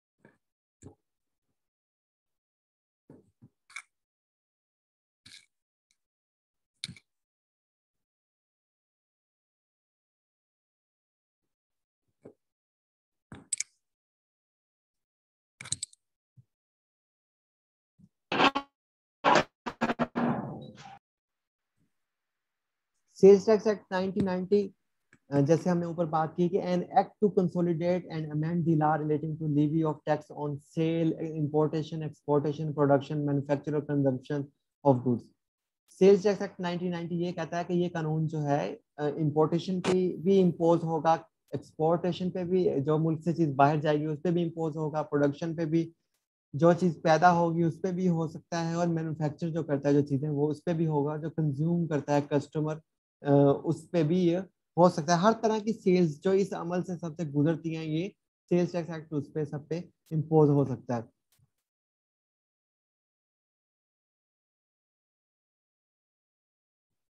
सबसे पहले इसके चैप्टर 1 पे आते हैं। ये प्रिलिमिनरी है। प्रिलिमिनरी का मतलब होता है आगाज। आगाज में इसका बताया जाता है टाइटल के कहाँ पे इन्फोर्स होगा। तो आगाज में क्या कर रहा है, दिस एक्ट में भी called this sales tax act 1990। ये एक्ट जो है इसका नाम होगा sales tax act 1990। It extend to the whole of Pakistan. ये कहाँ तक एक्सटेंड होगा, ये पूरे पाकिस्तान तक वैलिड होगा जहाँ पे पाकिस्तान की बाउंड्री है। It shall come into force on such date as the federal government may be notified in the official gazette. तो यानी ये कहता है कि जिस तरह ये कब से इन्फोर्स होगा, जब से हुकूमत नोटिफिकेशन करेगी सरकारी गजट में। गजट किसे कहते हैं, गजट एक रिसाला होता है जो हुकूमत पाकिस्तान जो है वो छापती है। उस जो भी हुकूमतें अपने ऑफिशियल नोटिफिकेशन करने होते हैं तमाम कानूनी नोटिफिकेशन वो इस रिसाले में छापती है। और ये रिसाला वीकली भी छपता है, मंथली भी चलता है, छपता है 15 दिन बाद भी छपता है, और जरूरत पड़े तो किसी भी टाइम भी छप सकता है, दिन में 2 दफा भी छप सकता है। अच्छा, आगे हम बात करते हैं डेफिनेशन की। डेफिनेशन का मतलब है कानून ये कहता है कि इस लॉ में कोई इबहम ना रहे या कोई चीज सियाको सपाट से हट के जो है अगर कोई चीज आती है तो उनमें आपका मतलब एक जो हम मतलब बता रहे हैं तो इस लॉ में उस चीज का मतलब यही होगा। मतलब मिसाल के तौर पे जैसे बोर्ड है, कोई कहता है एजुकेशनल बोर्ड, कोई कहता है बोर्ड ऑफ डायरेक्टर्स, कोई कहता है तालीमी बोर्ड, कोई कहता है मेडिकल बोर्ड, कोई कहता है बोर्ड ऑफ रेवेन्यू पंजाब और कोई कहता है फेडरल बोर्ड ऑफ रेवेन्यू। तो इस कानून में बोर्ड का मतलब क्या होगा, जगह जगह पे लफ्ज बोर्ड यूज होगा। तो वो इस तरह डेफिनेशन में क्लियर करेगा कि बोर्ड का मतलब है federal board of revenue. Active tax payer कौन होगा? एक्टिव एक्टिव टैक्स पेयर का मतलब है कि वो बंदा जो एक्टिवली टैक्स जो है एक्टिवली टैक्स पे करेगा और एक्टिवली डिपार्टमेंट के साथ जो है वो जो है उसकी जिम्मेदारियां अपनी जो है वो पूरी करेगा, वो कहलाएगा एक्टिव टैक्स पेयर। तो हम देख लेते हैं सेक्शन 2 में डेफिनेशन में सबसे पहले वो बात करता है एक्टिव टैक्स पेयर की कि इसका क्या मतलब है। Means a registered person who does not fall in any of the following categories namely. वो यहाँ पे बात करता है कि एक्टिव टैक्स पेयर सिर्फ उसे कहा जाएगा जो इन तमाम कैटेगरीज में जो है वो फॉल नहीं करता। मतलब या तो ये कह सकता था कि एक्टिव टैक्स पेयर वो होता है कि जो ये होता है वो इस तरह होता है। उसने उल्ट बात करी, उसने कहा कि एक्टिव टैक्स पेयर वो होता है जो इन सब तमाम कैटेगरीज में नहीं आता, इनमें फॉल नहीं करता, वो एक्टिव टैक्स पेयर क्या कहलाएगा। पहली कैटेगरी कौन सी है? हु इज ब्लैकलिस्टेड और whose registration is suspended in term of section 21। Section 21 जो है वो सस्पेंशन को और ब्लैक लिस्टिंग को डील करता है। वो ये कहता है कि एक्टिव टैक्स पेयर जो है वो होगा जो सबसे पहले तो ब्लैक लिस्ट में ना हो और खास तौर पे उसकी जो रजिस्ट्रेशन है वो सस्पेंड ना हुई हो। अगर इन दो लिस्टों में एक जो ब्लैक लिस्ट जो है ब्लैक कलर की लिस्ट जो मैनेज करेगा डिपार्टमेंट, जो लोग बुरे होंगे जो टैक्स फ्रॉड करेंगे उन्हें ब्लैक लिस्ट के अंदर डाल देगा, तो उसमें ना हो और खास तौर पर जिसकी रजिस्ट्रेशन सस्पेंड हुई हो, मुअत्तल हुई हो, वो जो है वो एक्टिव टैक्स पेयर नहीं कहलाएगा। उसके बाद वो बात करता है fail to file the return under section 26 by the due date for 2 consecutive tax period. मतलब कहता है कि ऐसा टैक्स पेयर जो मसलसल दो दो जो है कंसेक्यूटिव पीरियड तक, मतलब 2 ड्यूरेशन की उसने रिटर्न ना फाइल की हो, मसलसल वो 2 दफा रिटर्न जो है स्किप कर गया हो, ना फाइल की हो, उसे भी हम नॉन एक्टिव कह देंगे। जैसे एग्जाम्पल के तौर पर जो रिटर्न है जैसे सेल्स टैक्स की रिटर्न है हर महीने फाइल आपको करनी होती है, मसलसल आप 2 महीने रिटर्न फाइल नहीं करते, तीसरे महीने जो है वो आप जो है नॉन एक्टिव हो जाएंगे, आप एक्टिव टैक्स पेयर की लिस्ट से निकल जाएंगे। आगे वो बात करता है कि ये कैसे हो सकता है कि एक बंदा जो है वो ये कहे कि ठीक है जी मैं इनकम सेल्स टैक्स की तो रिटर्न फाइल करता हूँ पूरे 12 महीने, 12 महीने में मैं 12 रिटर्न फाइल करूंगा लेकिन मैं इनकम टैक्स की फाइल नहीं करूंगा। तो वो ये कहता है कि ठीक है अगर आप सेल्स टैक्स की रिटर्न फाइल करते हैं और इनकम टैक्स की रिटर्न नहीं फाइल करते तो फिर भी हम आपको इनएक्टिव कर देंगे सेल्स टैक्स में। मतलब चाहे आप सेल्स टैक्स की तमाम जिम्मेदारियां पूरी करें और हर महीने इसकी रिटर्न फाइल करें, लेकिन आप इनकम की रिटर्न फाइल नहीं करते। और इनकम की रिटर्न को कौन डील करता है? 114 नंबर सेक्शन इनकम के कानून का। यानी इनकम टैक्स लॉ का 114 नंबर सेक्शन और 115 नंबर सेक्शन इसे इनकम की रिटर्न को डील करता है। वो कहता है अगर आप इनकम टैक्स का कुछ वारा नहीं भरते तो सेल्स टैक्स में भी जो है आप ब्लैक लिस्ट नॉन एक्टिव होंगे।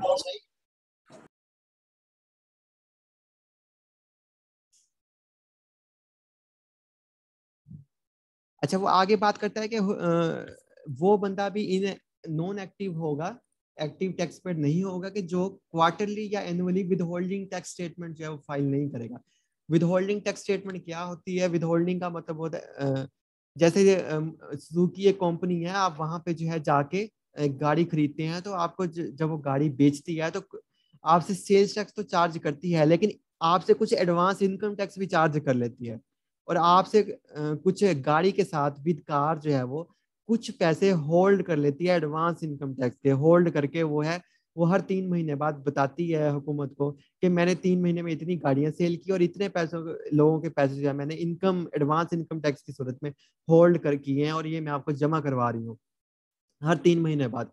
वो ला ये कहता है कि अगर सुजुकी कंपनी मसलसल सेल्स तो करी जा रही है, मसलसल सेल करी जा रही है और हर महीने बता रही है मैंने इतनी गाड़ियां सेल कर दी और सेल की रिटर्न में फाइल कर रही है, लेकिन हर 3 महीने बाद जो एक दूसरी रिटर्न फाइल करनी है इनकम की, विद होल्डिंग की, जो टैक्स होल्ड करना है उसने, वो रिटर्न फाइल करके हमें जमा नहीं करवाती, तो फिर भी हम इसे इनएक्टिव कर देंगे, नॉन एक्टिव कर देंगे। आगे वो बात करता है कि एपलेट ट्राइब्यूनल की forum of appeal. Appellate tribunal जो है अगर कोई कोई बंदा, मतलब अगर टैक्स में किसी के साथ जुल्म हुआ है, कुछ गलत हुआ है, वो जो है उसके साथ कोई टैक्स डिपार्टमेंट ने जो ज्यादती की है, उसे इंसाफ नहीं मिला, तो वो कहाँ पे जाके डिपार्टमेंट के खिलाफ अपील कर सकता है? मतलब किस जगह पे जाके, कौन सा ऐसा फोरम है जहाँ पे उसकी दाद रसी की जाए, उसे सुना जाए और डिपार्टमेंट अगर गलत करता है तो डिपार्टमेंट के उस फैसले को खत्म किया जाए। तो एक ऐसा फोरम, एक ऐसी जो है बॉडी, एक ऐसी जगह बनाई गई है कानून में जिसे नाम दिया गया अपील ट्राइब्यूनल का, यानी कि अपील का फोरम या फोरम ऑफ अपील। ये क्या करता है कि ये डिपार्टमेंट के खिलाफ टैक्स पेयर की अपीलें सुनता है और टैक्स पेयर की जो है दादरसी करता है और डिपार्टमेंट के जो फैसले हैं उन्हें कलअदम करार देता है या उन्हें उन्हें उनमें तब्दीलियां करता है कि डिपार्टमेंट ने ज्यादती किया। और डिपार्टमेंट बुरा काम करे तो डिपार्टमेंट के ऑफिसर्स या ऑफिशियल्स को जो है वो सजाएं भी देता है। तो ये है जी एक फोरम जिसका नाम है एपलेट ट्राइब्यूनल। इसके बाद है अप्रोप्रिएट ऑफिसर। वो ये कहता है कि टैक्स लॉ ये कहता है, डिफाइन ये करता है अप्रोप्रिएट ऑफिसर कौन होगा। वो ये कहता है कि अप्रोप्रिएट ऑफिसर वो ऑफिसर होगा जिसे हुकूमत मुनासिब समझेगी किसी भी टैक्स के काम को करने के लिए। फॉर एग्जाम्पल, हुकूमत मुनासिब समझती है कि एक छोटा सा काम है, एक छोटी सी वेरिफिकेशन करनी है, मार्केट में जाके सर्वे करना है, तो हुकूमत कहेगी कि इसके लिए इंस्पेक्टर होना चाहिए। तो अगर वो कहती है कि बिल्कुल फाइलें जो है इधर से उधर करनी है, सिर्फ फाइलों पे जो है वो नंबर लगाने हैं, फाइलें जो है जमा करनी है इसके, तो कहेंगे एक क्लर्क चाहिए। तो इस तरह जो है ऑफिस हुकूमत चाहती है कि काफी बड़े लेवल का काम करना है, बड़ी, तो बड़े जो है वो इसके लिए बड़े काद का बंदा चाहिए जो बड़ा ज्यादा इंटेलेक्चुअल हो, जो है ज्यादा एक्सपीरियंस हो, तो उसके लिए हुकूमत कमिश्नर को जो है वो लगा सकती है। तो इस तरह जो है वो अप्रोप्रिएट ऑफिसर का मतलब है कि हुकूमत जिस काम को परफॉर्म करने के लिए जहां मुनासिब समझेगी वो अप्रोप्रिएट मुतलका ऑफिसर जो है वो नामजद कर देगी। जैसे इंस्पेक्टर्स हैं, तो इंस्पेक्टर्स को हुकूमत ने ही नामजद किया हुआ है अंडर द टैक्स लॉ कि ये इंस्पेक्टर सिर्फ ये काम कर सकते हैं, इनके ऊपर जो काम करेंगे ऑफिसर्स करेंगे, इनके ऊपर काम डीसीज करेंगे, उनसे ऊपर काम कमिश्नर करेंगे। तो इस तरह हुकूमत जब चाहे नोटिफाई कर सकती है गैजेट में। उसके बाद है एरियर्स। एरियर का मतलब होता है बकाया जात। मतलब कि एक टैक्स पेयर था, उसने टैक्स पे करना था लेकिन वो अपना टैक्स ड्यू टैक्स जो है वो पे नहीं करता, उस पर अब कुछ वाजबात हैं और वो उसने वो वाजबात अदा अभी तक नहीं किए।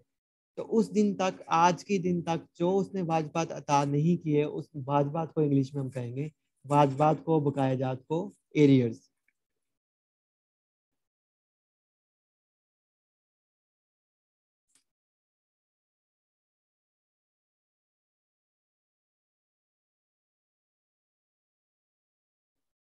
हमने यहाँ तक पढ़ा था, आई होप सो सब ने ज्वाइन कर लिया है, हमारे पास 28 पार्टिसिपेंट्स हो चुके हैं।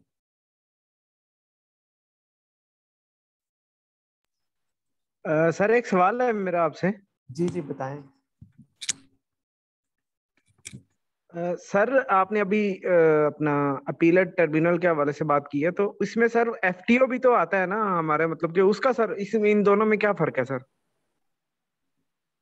हाँ वो जो है हम आगे जाके बात करेंगे। जो एफटीओ है, फेडरल टैक्स ऑम्बुड्समैन, वो जो है ये वो सदर पाकिस्तान का एक नुमाइंदा होता है। वो सदर पाकिस्तान के अंडर आता है। तो वो जो है वो सिर्फ एडमिनिस्ट्रेशन को देखता है। एडमिनिस्ट्रेशन मींस के वो इंतजामी अमूर को देखता है कि इंस्पेक्टर ने, एक ऑफिसर ने, एक जो है वो टैक्स पेयर के साथ जो है वो काम कोई नाइंसाफी किया, मतलब उसकी बात नहीं सुनी, उसे जो है अच्छा बिहेव नहीं किया, उसके मतलब अगर कोई कंप्लेन करता है तो वो उसके पास ये पावर्स हैं कि मेल एडमिनिस्ट्रेशन, अगर एडमिनिस्ट्रेशन खराब है, उस खराबी को जो है वो उस पे एफटीओ जो है वो कार्रवाई कर सकता है। लेकिन अगर एक ऑर्डर पास होते हैं जी इतना टैक्स लगाया है एक्स एक्स जो है बिजनेस पर्सन को, तो जो है उस वो टैक्स ज्यादा लगा है, कम लगा है, सही लगा है, गलत लगा है, जो है उस पे जो है वो उसे इख्तियार नहीं है एफटीओ को। उसे इख्तियार नहीं है कि वो जो टैक्स के मामलात में टैक्स कम लगा है, ज्यादा लगा है, तो वो उसे उस पर कोई राइट नहीं है कि वो जो है वो उसमें ऑर्डर्स दे सके। उसे सिर्फ इतना राइट है कि जो है वो कि जैसे 31 तारीख रिटर्न भरने की लास्ट डेट थी, 31 तक चक्कर लगाता रहा टैक्स पर, लेकिन उसकी बात ही नहीं सुनी किसी ने। तो इस तरह के मामला जो है वो एफटीओ देखता है। टैक्स में तब्दीलियां, टैक्स में जो है वो कमी पेशी, इसका इख्तियार उसे नहीं है। ये इसके लिए सर फिर हमें वो मतलब ट्रिब्यूनल, अपना अपीलेट ट्रिब्यूनल के राब्ता करना पड़ेगा ना? हाँ, इसके लिए हमें जो है चैलेंज करने के लिए जो ऑर्डर्स हैं वो अपने ट्राइब्यूनल ही जाना पड़ेगा। Right sir, thank you. हाँ जी, आगे उसके आप सबने ज्वाइन कर लिया है जी, हम बढ़ते हैं आगे अपने सेशन की तरफ। तमाम लोग जो है काइंडली अपने माइक जो है वो होल्ड पे रखें, म्यूट पे रखें, ताकि डिस्टरबेंस कोई भी ना हो।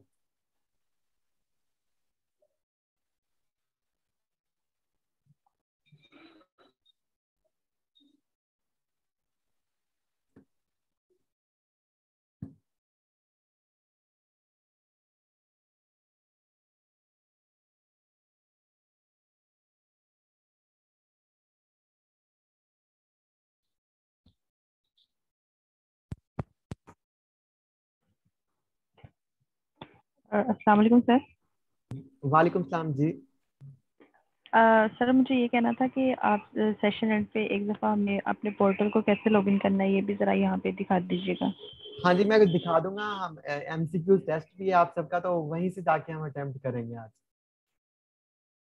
तो आपने ये लेक्चर जो है सब लोगों ने गौर से सुनना है, जो पहले आए उन्होंने भी और जो अब आए हैं, तो आपने ये अच्छी तरह इसे लेना है ताकि जो है हम एमसीक्यूज ले सकें। जैसे मैंने बताया था 10:15 जो है वो राइट टाइम पब्लिश हो जाएंगे एमसीक्यूज वहाँ पे। अच्छा जी, हम आगे बढ़ते हैं एरियर्स के बाद, कि वो अमाउंट जो है अभी तक पे नहीं हुई उसे एरियर कहेंगे। उसके बाद एसोसिएट्स। एसोसिएट्स ये बहुत इंपॉर्टेंट टर्म है। इससे पहले मैं आपको बताता चलूं कि जो डेफिनेशंस का पोर्शन है वो ये सबसे ज्यादा इंपॉर्टेंट है सेल्स टैक्स की जो डेफिनेशन है, और ये सबसे ज्यादा पेपर में यही पोर्शन आता है। और सेकंड बात ये है कि ये सबसे बड़ा सेक्शन है सेल्स टैक्स का, मतलब सेक्शन नंबर 2 जो डेफिनेशंस को डील करता है, ये पूरे सेल्स टैक्स के लॉ के डॉक्यूमेंट का सबसे बड़ा और सबसे लंबा और सबसे कॉम्प्रिहेंसिव सेक्शन है। तो इस पे हमें कुछ दिन लग जाएंगे और ये इम्पोर्टेंट भी है, तो इस पे आपने परेशान नहीं होना। तो जितनी पॉसिबल हुई हम वो डेफिनेशन है वो कवर करेंगे। एसोसिएट्स या एसोसिएटेड पर्सन, एसोसिएट्स का क्या मतलब होता है? अक्सर आप देख रहे होंगे कि आपने मुख्तलिफ जगहों पे आप जाते होंगे तो आपने कहीं देखा होगा किसी बिजनेस को आगे लिखा होता है एसोसिएट्स या फलां एसोसिएट्स एंड ब्रदर्स, इस तरह करके कुछ लिखा होता है। तो कोई आप में से बता सकता है कि किसी ने अगर कोई देखी हो ऐसी बिजनेस की शक्ल?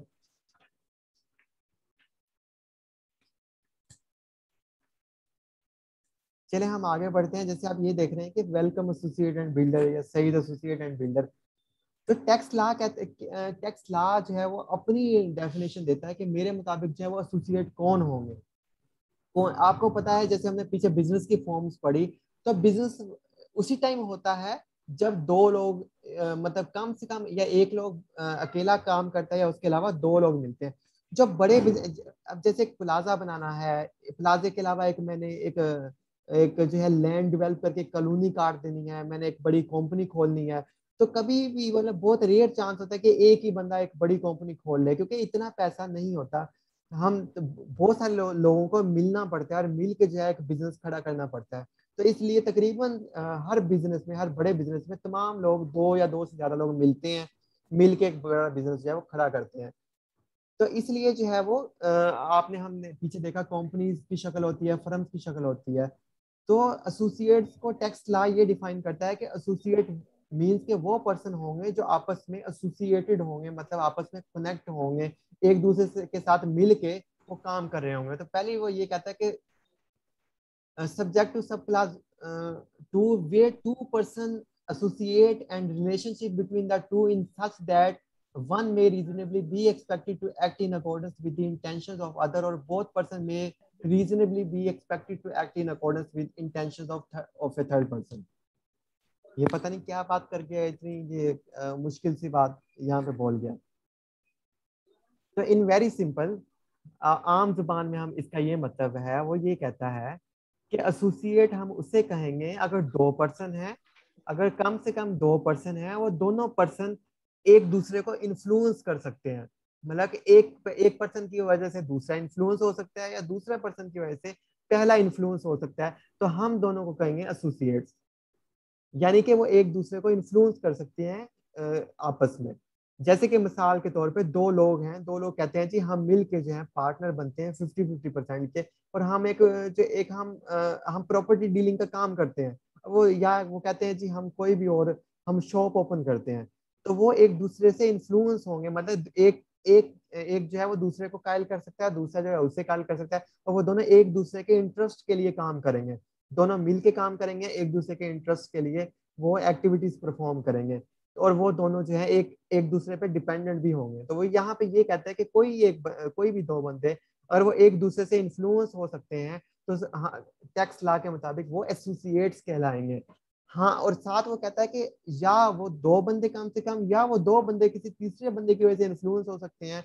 तो तीनों जो हैं वो, और तीनों एक दूसरे के इंटेंशन के लिए, एक दूसरे के लिए काम करते हैं, तो हम उन्हें कहेंगे एसोसिएट्स, इन तीनों को। तो कम से कम दो बंदे, तीन के अलावा चार बंदे भी हो सकते हैं कि चारों आपस में जो है पार्टनर हो, तो चारों एक दूसरे की इंटेंशंस के लिए, एक दूसरे के लिए काम करते हैं, तो वो चारों एक दूसरे के एसोसिएट हो सकते हैं। 40 भी हो सकते हैं, 400 भी हो सकते हैं। तो ये थोड़ी सी ट्रिकी सी डेफिनेशन है। अगर यहाँ पे किसी को समझ नहीं आया तो मुझे थोड़ा सा बता दे क्या चीजों से समझ नहीं आई।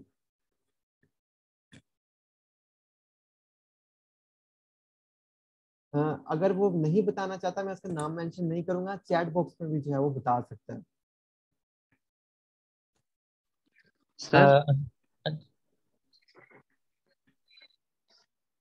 यही थोड़ी सी मुश्किल सी डेफिनेशन है। जी जी अजय, कुछ बोलना चाह रहे हैं आप? सर ये सब्जेक्ट टू सब क्लॉज जो आपने बताया, ये पेपर में इस तरह पूछेंगे नहीं कि सब्जेक्ट टू सब क्लॉज नहीं टू नहीं क्या है या नहीं थ्री क्या है? नहीं नहीं, ये चीज आपके लिए नहीं है, ना ही पेपर में। ये लॉ लिखने का एक स्क्रिप्ट है। जैसे हर चीज लिखने का एक मेथड होता है, तरीका होता है, तो ये लॉ को लिखने की एक मेथोडोलॉजी है। ये आपके लिए नहीं है और ये पेपर के लिए बिल्कुल भी नहीं है। ये चीजें हमने नहीं देखनी। हमें स्पिरिट पूछी जाएगी कि ये पूछा जाएगा कि एसोसिएट क्या होते हैं। आया जो है दो बंदे जो हैं, अगर एक बंदा एम्प्लाई हो, क्या वो एसोसिएट होगा, ये चीज आएगी, स्पिरिट आएगी। अगर इसमें से किसी को कुछ समझ नहीं आया, अच्छा चले और सिंपल थोड़ा सा करने की कोशिश करता हूँ। यही डेफिनेशन थोड़ी सी मुश्किल है। जैसे आप देखते होंगे associate professor, assistant professor, associate degree program. Associate का मतलब होता है असिस्टेंट प्रोफेसर तो असिस्टेंट होता है। एसोसिएट का मतलब होता है कि जो मेन फुल प्रोफेसर होता है वो उसके साथ एसोसिएट होता है, जुड़ा होता है। एसोसिएट डिग्री मींस के वो एक बड़ी क्वालिफिकेशन जो है उसके साथ एक छोटी सब क्वालिफिकेशन जो है वो जुड़ी हुई है। जैसे कि अभी अभी रिसेंटली लॉन्च हुए हैं, पहले बीएस है, अगर आप 2 साल का करना चाहते हैं तो उसे एडीपी एसोसिएट डिग्री प्रोग्राम कहा गया है, कि जो भी 2 साल की डिग्री अब करेगा तो उसे हम कहेंगे एसोसिएट डिग्री। डिप्लोमा भी होता है 3 साल का एसोसिएट। अच्छा, वाइस का जी मतलब आ रहा है जी। जी सर, मुझे कुछ पूछना था। जी जी पूछे ये फॉर एग्जांपल ये एपिलेट ट्राइब्यूनल जो है ना, जी। इसमें पहले लिखा है 1A, फिर अंदर सेशन 130 लिखा है, तो हमने इन दोनों को याद करना है, 1A 130, ये सब कुछ हमने याद करना है जुबानी। जी मैं आपको बता देता हूँ। अभी ऊपर हमने देखा एपीलेट ट्राइब्यूनल,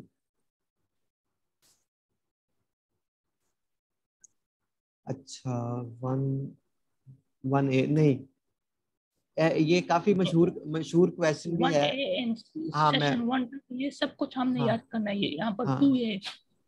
नहीं, वो ये कहता है कि जी डेफिनेशन में कहता है कि एपीलेट ट्राइब्यूनल जो है, एपीलेट ट्राइब्यूनल वही एपीलेट ट्राइब्यूनल है जो इनकम टैक्स के सेक्शन 130 के तहत एस्टेब्लिश किया गया है।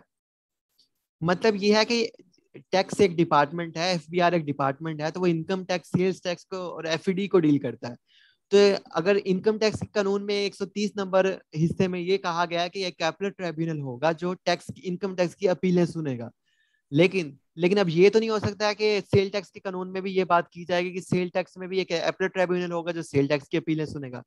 तो दो दो ट्राइब्यूनल हो जाएंगे, फिर तो वो काम कैसे करेंगे, इतना तो नहीं है। तो यहाँ पे उसने रेफर कर दिया कि एपीलेट ट्राइब्यूनल वही ट्राइब्यूनल होगा जो इनकम टैक्स के 130 नंबर सेक्शन के तहत बनाया गया है, जो उसकी जो अपीलें सुनेगा इनकम टैक्स की, और सेल टैक्स के लिए भी वही एपीलेट ट्राइब्यूनल है, और ये सेल टैक्स की अपीलें भी वही सुनेगा।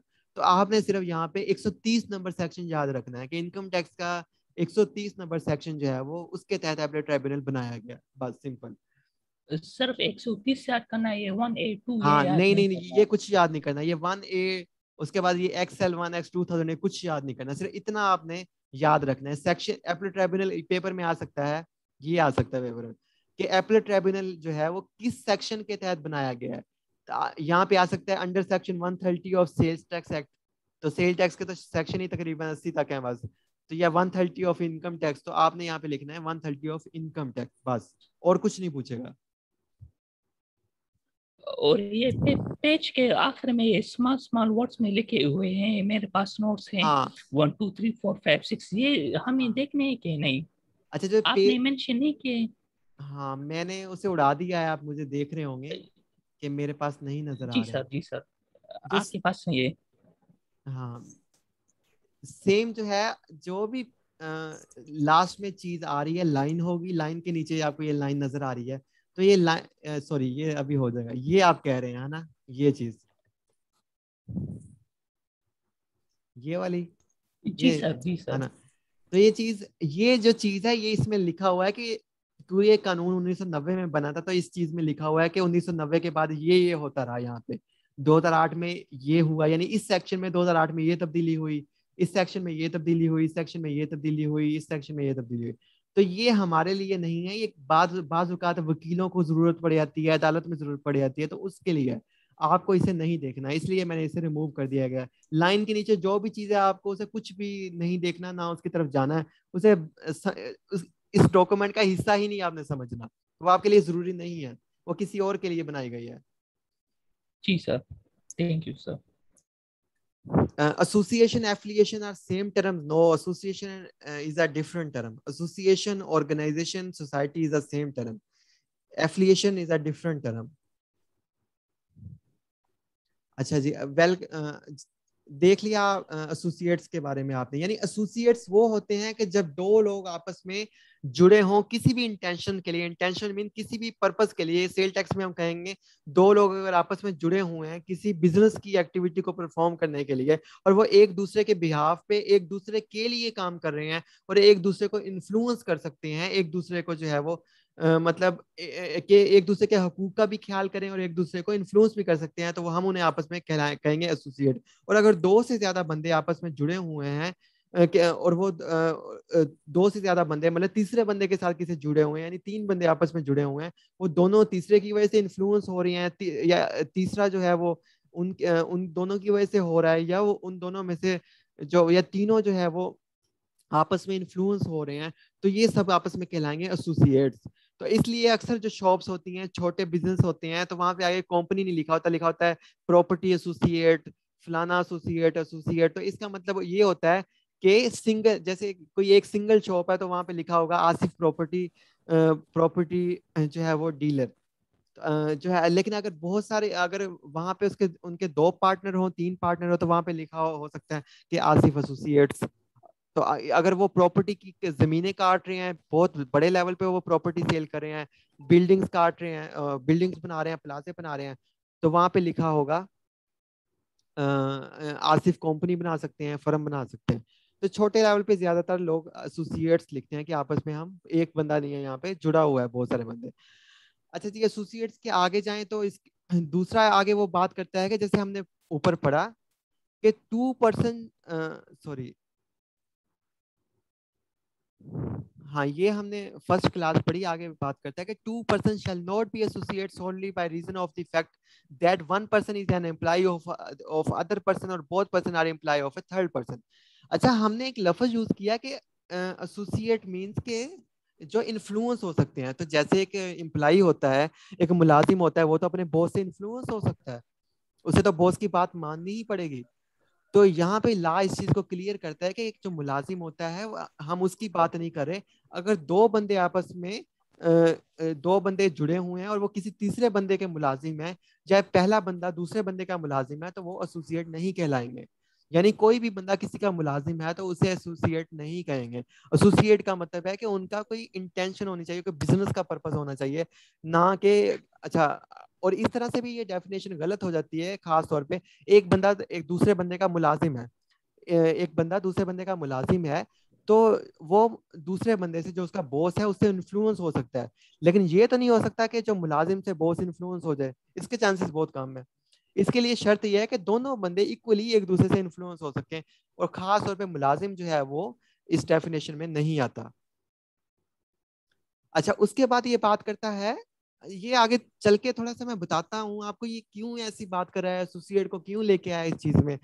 अच्छा, वो आगे ये बात करता है, without limiting the generality of sub class 1 and subject to sub class 4 the following shall be treated as associate namely. अच्छा जी, वो ये कहता है कि ये जो ऊपर हमने डेफिनेशन दी थी ये जनरल थी, मतलब जनरल मीन्स तमाम लोगों के लिए। जो एसोसिएट की डेफिनेशन हमने दी है कि जो इन्फ्लुएंस हो सके, जो हमने ऊपर 1 नंबर पे और 2 नंबर पे, क्लास इसे कहते हैं क्लास नंबर 1, शिक नंबर 1, ये सेक्शन है, सेक्शन की ये क्लास है। तो आगे तो वो ये कह रहा है कि सब क्लास जो 2 है और साथ उसमें ये कहता है कि ये जो ऊपर हमने डेफिनेशन की है एसोसिएट की, वो ओवरऑल सब के लिए की है, लेकिन अब हम वो जनरल सब तमाम लोगों के लिए, आम तब सब लोगों के लिए की है, लेकिन हम यहाँ पे अब स्पेसिफिक डेफिनेशन करने जा रहे हैं।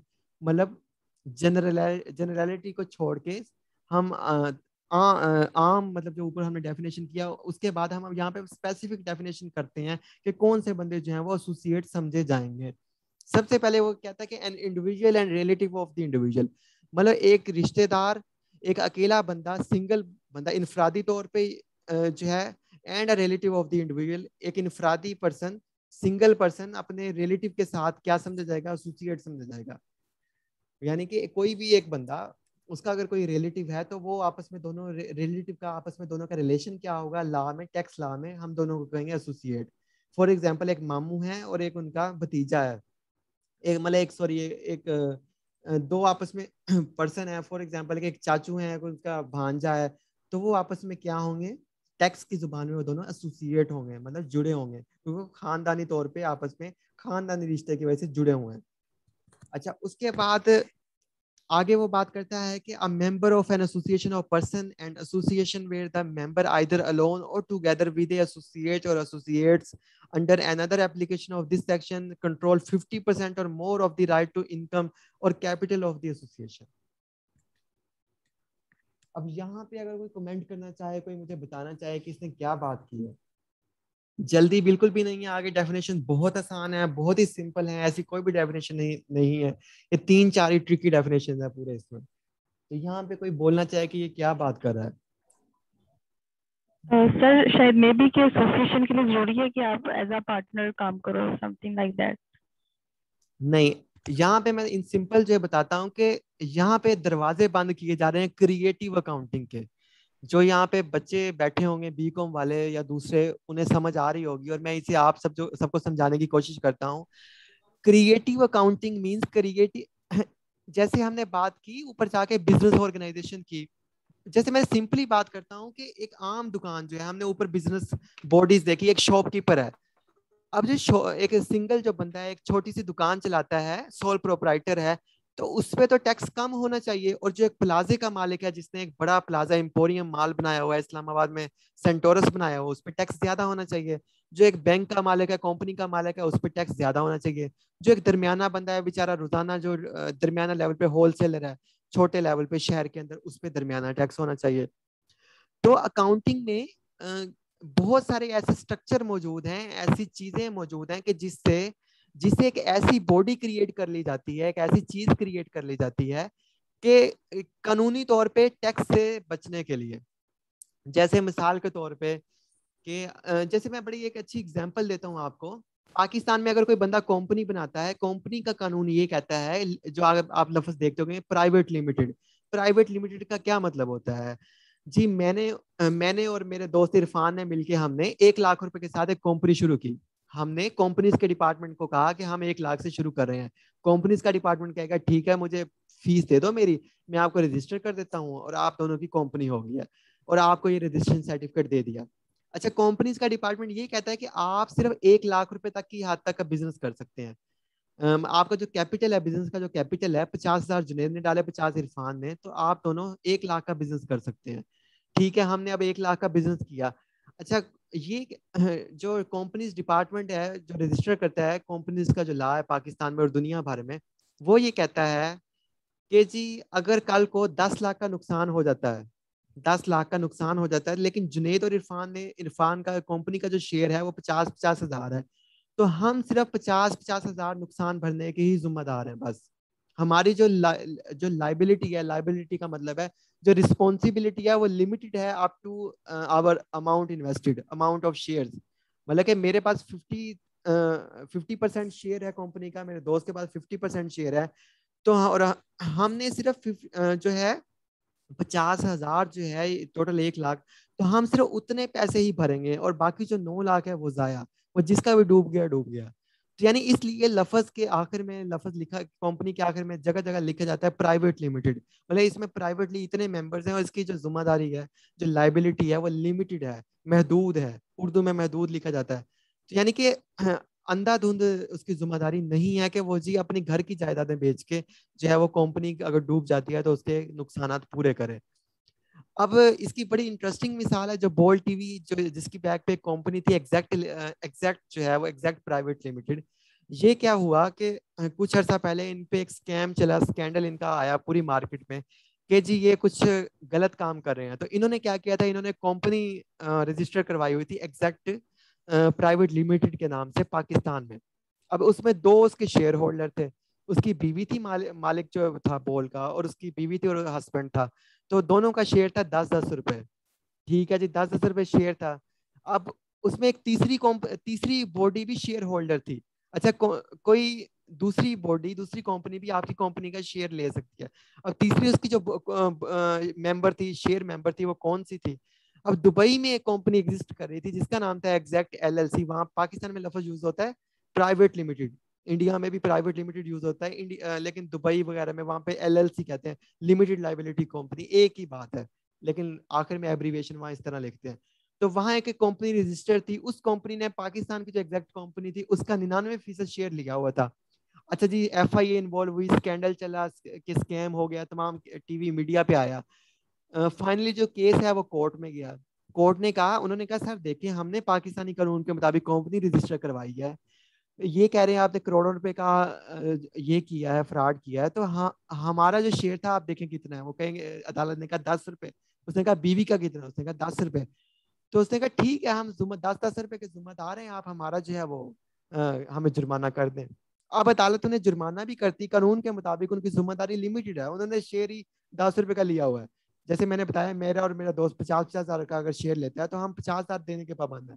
अच्छा जी, अब 99% शेयर किसने लिया हुआ था? 99% शेयर दुबई की कंपनी ने लिया हुआ था, जो एग्जैक्ट दुबई में रजिस्टर्ड थी। अच्छा, उस दुबई की कंपनी के अंदर कौन शेयर होल्डर था? उसके अंदर भी ये दोनों शेयर होल्डर थे। लेकिन कंपनी एक अलग से इंटिटी होती है, ये मैं आगे जाके बताऊंगा। तो और दुबई के ऊपर पाकिस्तान का कानून अप्लाई नहीं होता, ना अदालत कुछ कर सकती है।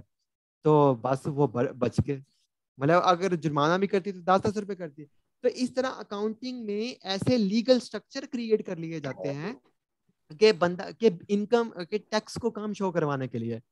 तो इसलिए लॉ जो है वो बड़ा ब्लैक एंड व्हाइट है, बड़ा क्लियर करता है कि इस तरह के स्ट्रक्चर जो है ना वो खड़े ना किए जाएं। ये ना हो कि हम कहें जी जो है जो इंडिविजुअल है उस पर टैक्स जो है वो 10,000 है, तो वो आगे से मतलब कोई नया स्ट्रक्चर खड़ा कर ले। तो ये स्ट्रक्चर जितने तक आ गए हैं तो टैक्स लॉ इस मुहिम में रहता है कि उसे किस तरह काउंटर किया जाए। तो इसका इसमें इस शिक में वो ये कह रहा है कि a member of an association of person, association of person mean अगर कुछ लोग आपस में जुड़े हुए हैं, and association where the member either alone, मतलब चाहे वो सिंगल बंदा है or together with an associate or associate, या वो किसी एसोसिएट्स के साथ जुड़ा हुआ है, या किसी के साथ सिंगल एसोसिएट है, या उसके साथ कई और बंदे जुड़े हुए हैं, under another application of this section control 50% or more of the right to income or capital of the association. ये सारी आप चीज ऊपर भूल जाएं, ये क्या कर रहा है, ये फजूल है। सिर्फ आप इतनी समझे कि ये क्या कर रहा है, ये इतनी चीज। मैं ऐसे दोबारा जो कलर कर देता हूँ, मार्क कर देता हूँ।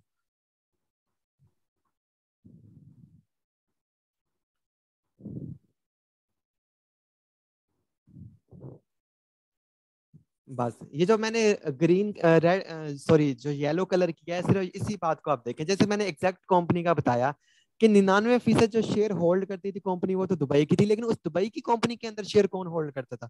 100% शेयर यही मियाँ बीवी होल्ड करते थे, यही मतलब दोनों।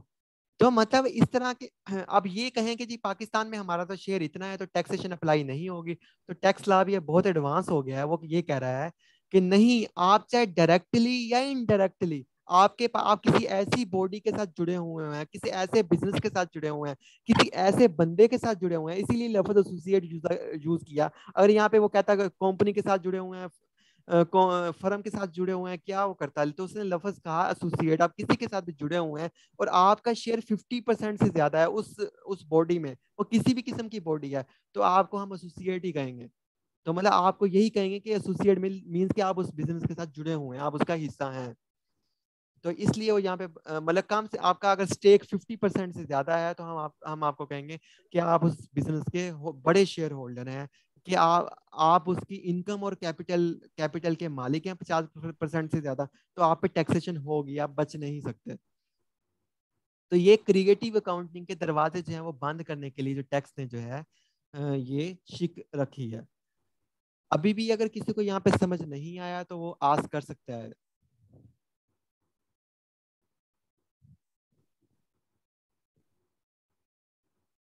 मैं क्वेश्चंस लेने के लिए रेडी हूँ बिल्कुल, आपकी चैट के ऊपर।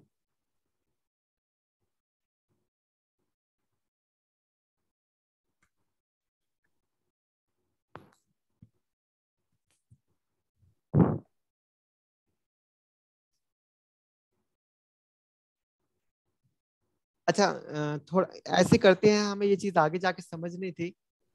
मैं पहले आपको दोबारा ये समझाने की कोशिश करता हूँ, ये अगले सेक्शन में आ रही है, बार बार ये सब चीजें यूज होनी है लॉ में।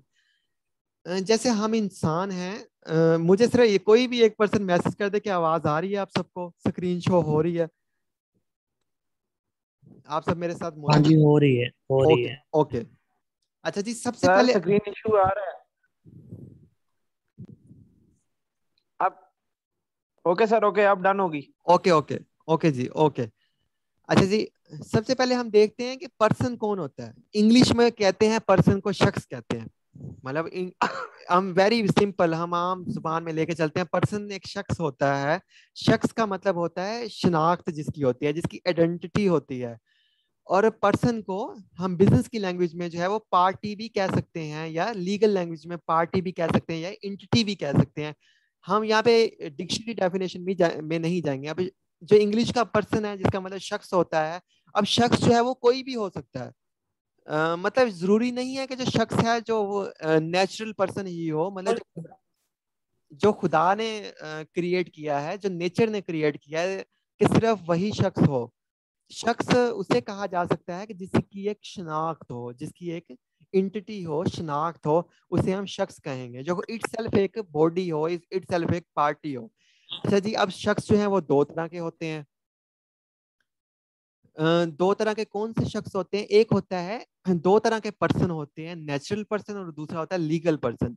नेचुरल पर्सन कौन होता है? नेचुरल पर्सन जो नेचर ने क्रिएट किया है, जैसे इंसान है, दूसरे जो है मखलूकात हैं जो नेचर ने क्रिएट किए हैं, और दूसरा है लीगल पर्सन जो लॉ ने क्रिएट किया है।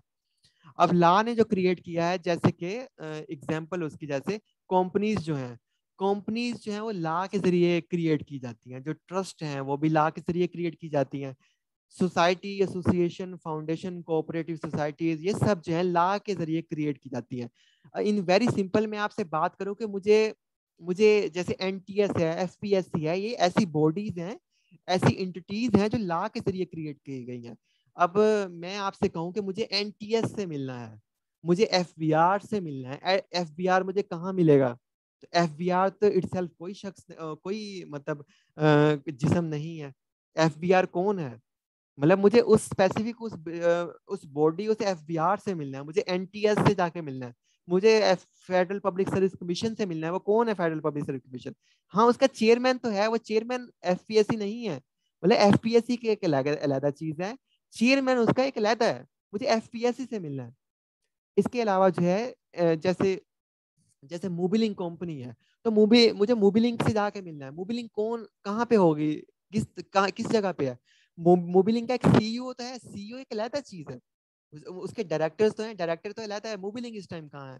तो एफबीआर का चेयरमैन है, एफबीआर एक अलग चीज है, मुझे एफबीआर से मिलना है, स्पेसिफिकली एफबीआर से। तो इट्स मीन कि ये एक वो आपको कहीं नहीं मिलेगा। तो ये एक लीगल पर्सन है जो लीगली क्रिएट किया जाता है। लीगल पर्सन मीन एक लीगल शनाख्त क्रिएट की जाती है, एक लीगल बॉडी क्रिएट की जाती है, जिसे हम कहते हैं लीगल पर्सन। अब जब अल्लाह ताला ने क्रिएट किए हैं, कुदरत ने क्रिएट किए हैं अल्लाह ताला सुभान व ताला ने, तो अल्लाह ताला ने तो हमें दिमाग दिया है, हम अपने दिमाग से अपने बाजू दिए हैं, चल सकते हैं। जब ला से कोई एंटिटी, कोई शख्सियत क्रिएट की जाएगी, कोई बॉडी क्रिएट की जाएगी, तो उसे जो है वो चलेगी कैसे? उसे डायरेक्शन कहाँ से मिलेगी? वो किस तरह जो है वो मूव करेगी? हाँ, तो उसके उसके अंदर कुछ लोग होंगे, एक जो है वो टीम बैठी होगी जो उसे डायरेक्शन देगी। उसके अपने बाजू तो नहीं होंगे, वो कहाँ किस तरफ जाएगी? वो जो लास्ट से बॉडी क्रिएट, उसके अंदर डायरेक्टर्स होंगे। तो ये टर्मिनोलॉजी है पीछे लफ्ज डायरेक्टर की, कि जो बॉडी ला से क्रिएट की जाएगी, ला से उसके उसे चलाने के लिए, डायरेक्शन देने के लिए कुछ पर्सन होंगे स्पेसिफाइड, जिन्हें हम कहेंगे डायरेक्टर्स। लेकिन इंसान को चलाने के लिए अल्लाह ताला ने ब्रेन दिया हुआ है, वो वहां से डायरेक्शन लेता है। लेकिन इस तरह तो अब आई थिंक आपको समझ आ गया होगा कि नेचुरल पर्सन क्या होता है और लीगल पर्सन क्या होता है। अच्छा, अब कानून में अच्छा, ये लीगल पर्सन ये खुद एक अलग अलग एंटिटी होती है, शनाख्त होती है, इसकी अपनी सील होती है, इसकी अपनी स्टैंप होती है, इसकी अपनी बॉडी होती है पूरी की पूरी, इसका पूरा अपना एक स्ट्रक्चर होता है। तो अब लीगल पर्सन को परमिशन है कि वो किसी भी बिजनेस का पार्ट बन जाए। जैसे फॉर एग्जांपल एक कोका कोला कंपनी है, इन वेरी सिंपल, जैसे बात करते हैं पाकिस्तान में, जैसे एक जी, ये काइंडली अपना माइक जो है वो म्यूट पे रखें, वरना मुझे रिमूव करना पड़ेगा आपको। अगर सिर्फ कोई क्वेश्चन है तो चैट बॉक्स में जो है वो आप बोल सकते हैं।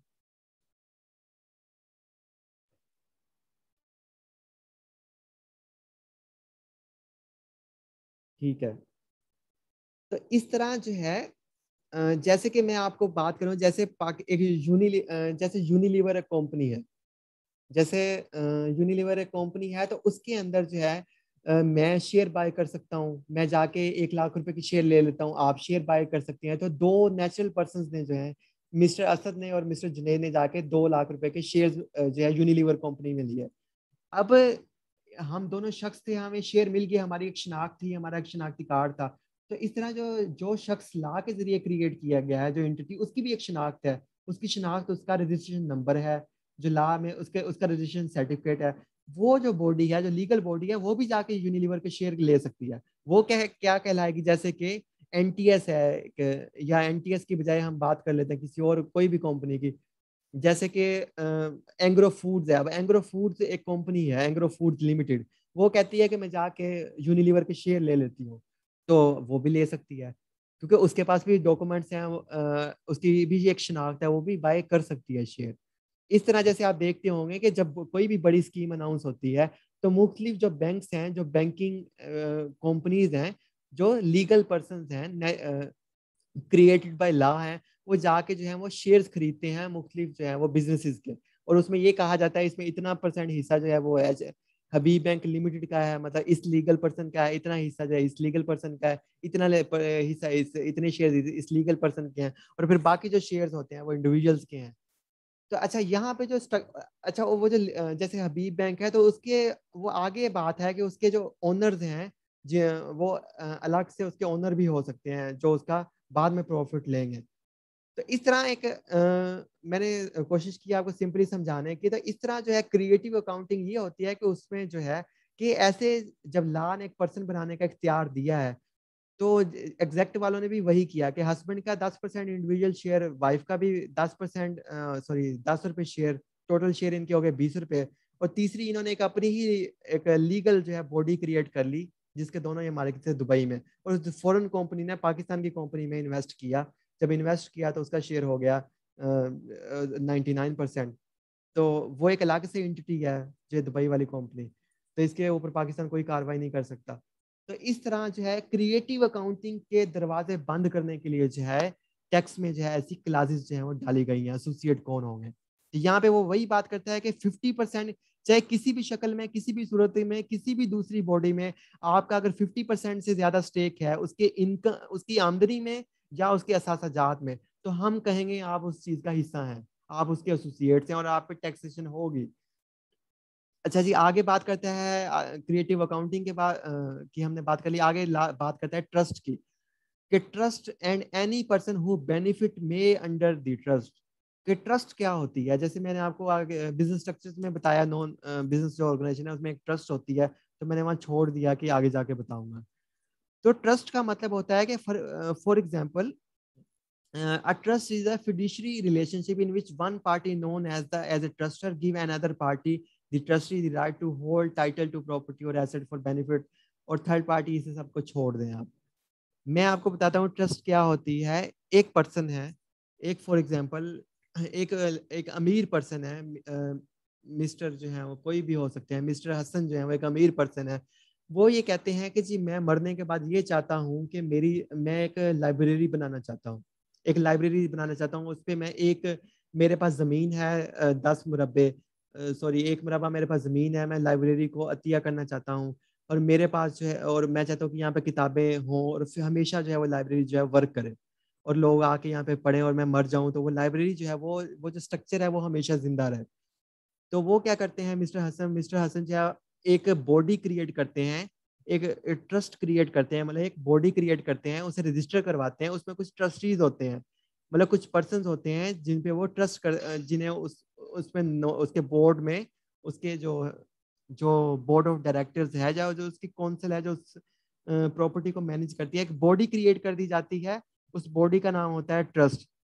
और ट्रस्ट आगे क्या करती है, वो ये अपनी जो प्रॉपर्टी है ट्रस्ट को डोनेट कर देते हैं, ना कि लोगों को डोनेट कर देते हैं, ट्रस्ट के हवाले कर देते हैं। अब प्रॉपर्टी मिस्टर हसन की फुली कौन मैनेज करेगा, वो ट्रस्ट मैनेज करेगी। अब ट्रस्ट जो है वो आगे उसके ट्रस्टी होंगे, ट्रस्टी जो हैं वो उस प्रॉपर्टी को होल्ड करेंगे। जैसे यहाँ पे लिखा हुआ था trustee right to hold title to property और asset for the benefit of third party, यानी कि एक जो अगले लोग होंगे जो उसके बोर्ड का, यानी उसकी जो काउंसिल का, या उसकी जो जो बॉडी होगी, जो उसकी कमेटी का मेंबर होंगे, जो उसकी जायदाद को मैनेज करेंगे, वो ट्रस्टी कहलाएंगे। वो ट्रस्टी अब इतने अच्छे तरीके से काम करेंगे कि ये जो प्रॉपर्टी का बेनिफिट है, ये जो लाइब्रेरी चलनी है, तो ये थर्ड पार्टी यानी लोगों के मुफादे आमा के लिए जो है ये लाइब्रेरी चलाई जा सके। जैसे शौकत खानम हॉस्पिटल है, Shaukat Khanum memorial cancer hospital, शायद वो फाउंडेशन है या ट्रस्ट है। तो ये लाहौर में एक बहुत मशहूर लाइब्रेरी है, मुझे उसका नाम नहीं पता, उसके आखिर में बहुत पुरानी है, 100-150 साल पुरानी। अगर कोई लाहौर से है तो मुझे मैसेज कर सकता है। उसके आगे भी ट्रस्ट लिखा हुआ है, तो यानी वो 150 साल हो गए हैं, वो किसी सिख की है शायद, तो वो फोत हो गए हैं, लेकिन उनकी वो जो ट्रस्ट जो है वो चल रही है। तो इस तरह लॉन्ग टर्म में जो है अपना बेनिफिट जो है वो दूसरों तक पहुंचाने के लिए जो है पब्लिक तक पहुंचाने के लिए जो एक बॉडी क्रिएट की जाती है, जो वो ट्रस्ट वर्दी होती है।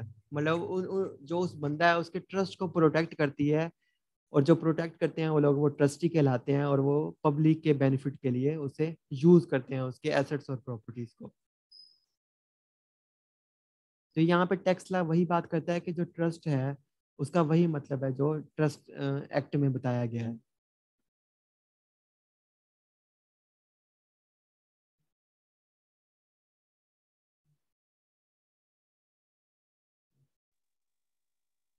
अगर किसी को कोई इशू है तो यहाँ पे वो पूछ सकता है।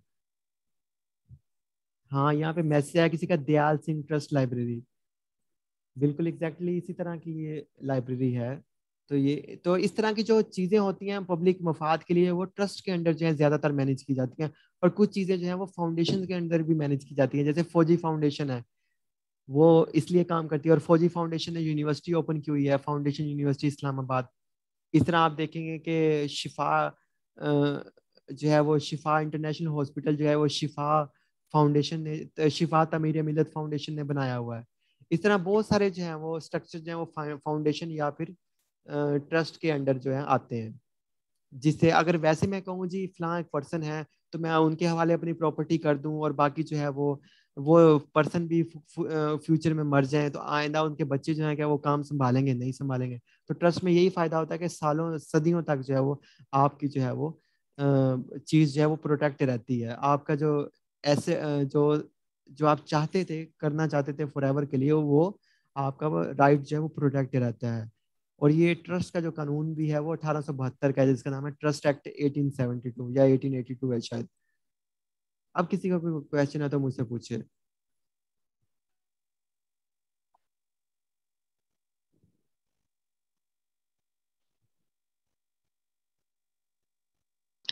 ये अगर लॉ बना हुआ है कि 50% जो है वो शेयर्स होने चाहिए या वोटिंग पावर होनी चाहिए, तो वो जो आप एग्जांपल दे रहे हैं वो कैसे पॉसिबल हो गया? वो 10-10 रुपए का शेयर डाला उन्होंने और कंपनी भी बन गई उनकी। हाँ, वो इस तरह से होता है कि जब एक कंपनी रजिस्टर करवाते हैं तो उसमें ऑप्शन होती है कि आप एक शेयर कितने का रखना चाहेंगे। क्या एक शेयर, जैसे मिसाल के तौर पे, जैसे ही अभी मैं एग्जांपल लेता हूँ, जैसे ही मैंने आज कंपनी रजिस्टर करवानी है तो सबसे पहले पूछा जाता है कि आपने आपकी कंपनी का टोटल सरमाया कितना होगा।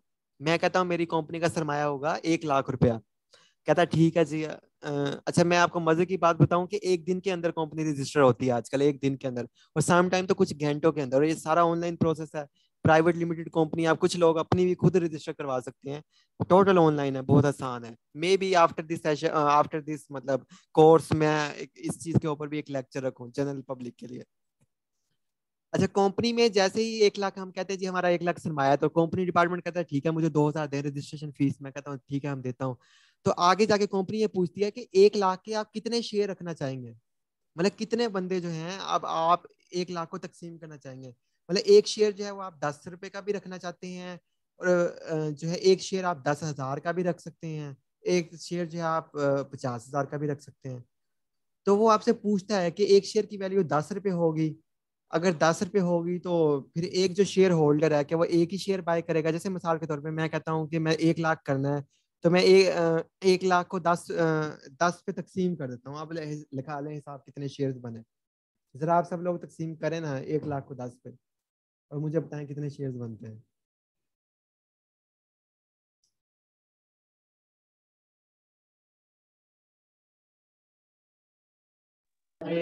10,000 सर। 10,000। अब मैं ये कहता हूँ कि 9,999 जो शेयर हैं वो मैं देता हूँ अपने दोस्त को, या अगर दोस्त को नहीं देता तो मैं एग्जैक्ट एलएलसी दुबई को देता हूँ। यानी 9,000, या ऐसे मैं क्या कर लेता हूँ कि 9,998 शेयर जो हैं वो एग्जैक्ट कंपनी दुबई के हैं। और पीछे जो दो शेयर हैं, 10 रुपए का जो एक शेयर है वो किसका हुआ, मेरी बीवी का हुआ, और अगला जो एक 10 रुपए का शेयर है वो किसका हुआ, मेरा हुआ। तो इस तरह जो है ये मतलब शेयर जो है वो एलोकेट किए जाते हैं। आई थिंक अब आपको समझ आ गया होगा। अभी भी किसी को इश्यू है तो मुझसे पूछ ले। आगे सारी बिल्कुल आसान डेफिनेशन है, पानी की तरह सिंपल है वो।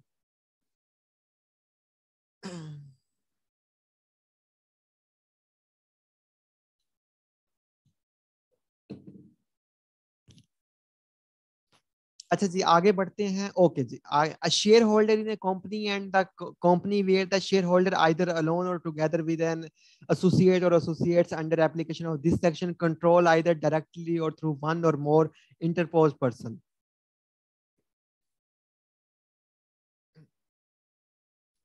50% or more of the voting power in the company, 50% or more of the right to dividend. अब इसका क्या मतलब है? 50% or more of the right to capital. यहाँ पे तीन बातें करता है कि 50% or more of the voting power in the company, 50% or more of the right to dividend and 50% or more of the right to capital.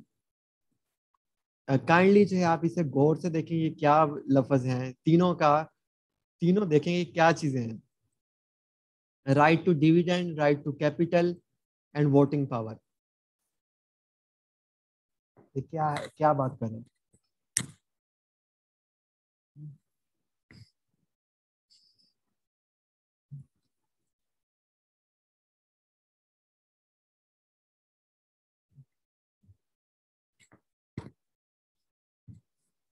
जी कोई मुझे बताए, अगर किसी को इश्यू है तो हम यहीं पे इसे अंडरस्टैंड करते हैं। अगर ये चीज समझ नहीं आएगी तो हम आगे कैसे बढ़ेंगे? तो ये मेन एंड मोस्ट इम्पोर्टेंट चीज है। अच्छा, ऊपर जो ट्रस्ट की बात कर रहा था वो कह रहा हम उसे भी एसोसिएट समझेंगे, बाद में हम डिस्कस करते हैं। आप इस पे आए पहले, ये क्या कह रहा है?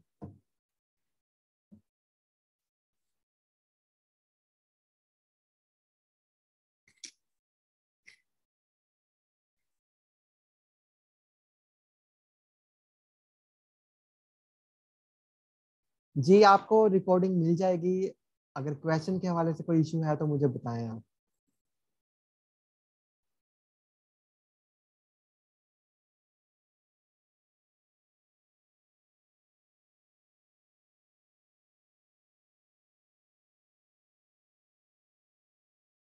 किसी का कोई भी मैसेज नहीं है, चले मैं आपको बताने की कोशिश करता हूँ। इसका ये मतलब है, वो ये कह रहा है कि आज शेयर होल्डर, अच्छा, a shareholder in a company and the company where the shareholder either alone or together with an associate or associates under another application of this section control either directly or one or more interposed person, 50% or more of the voting power in the company, 50% or more right to dividend, 50% or more right to capital.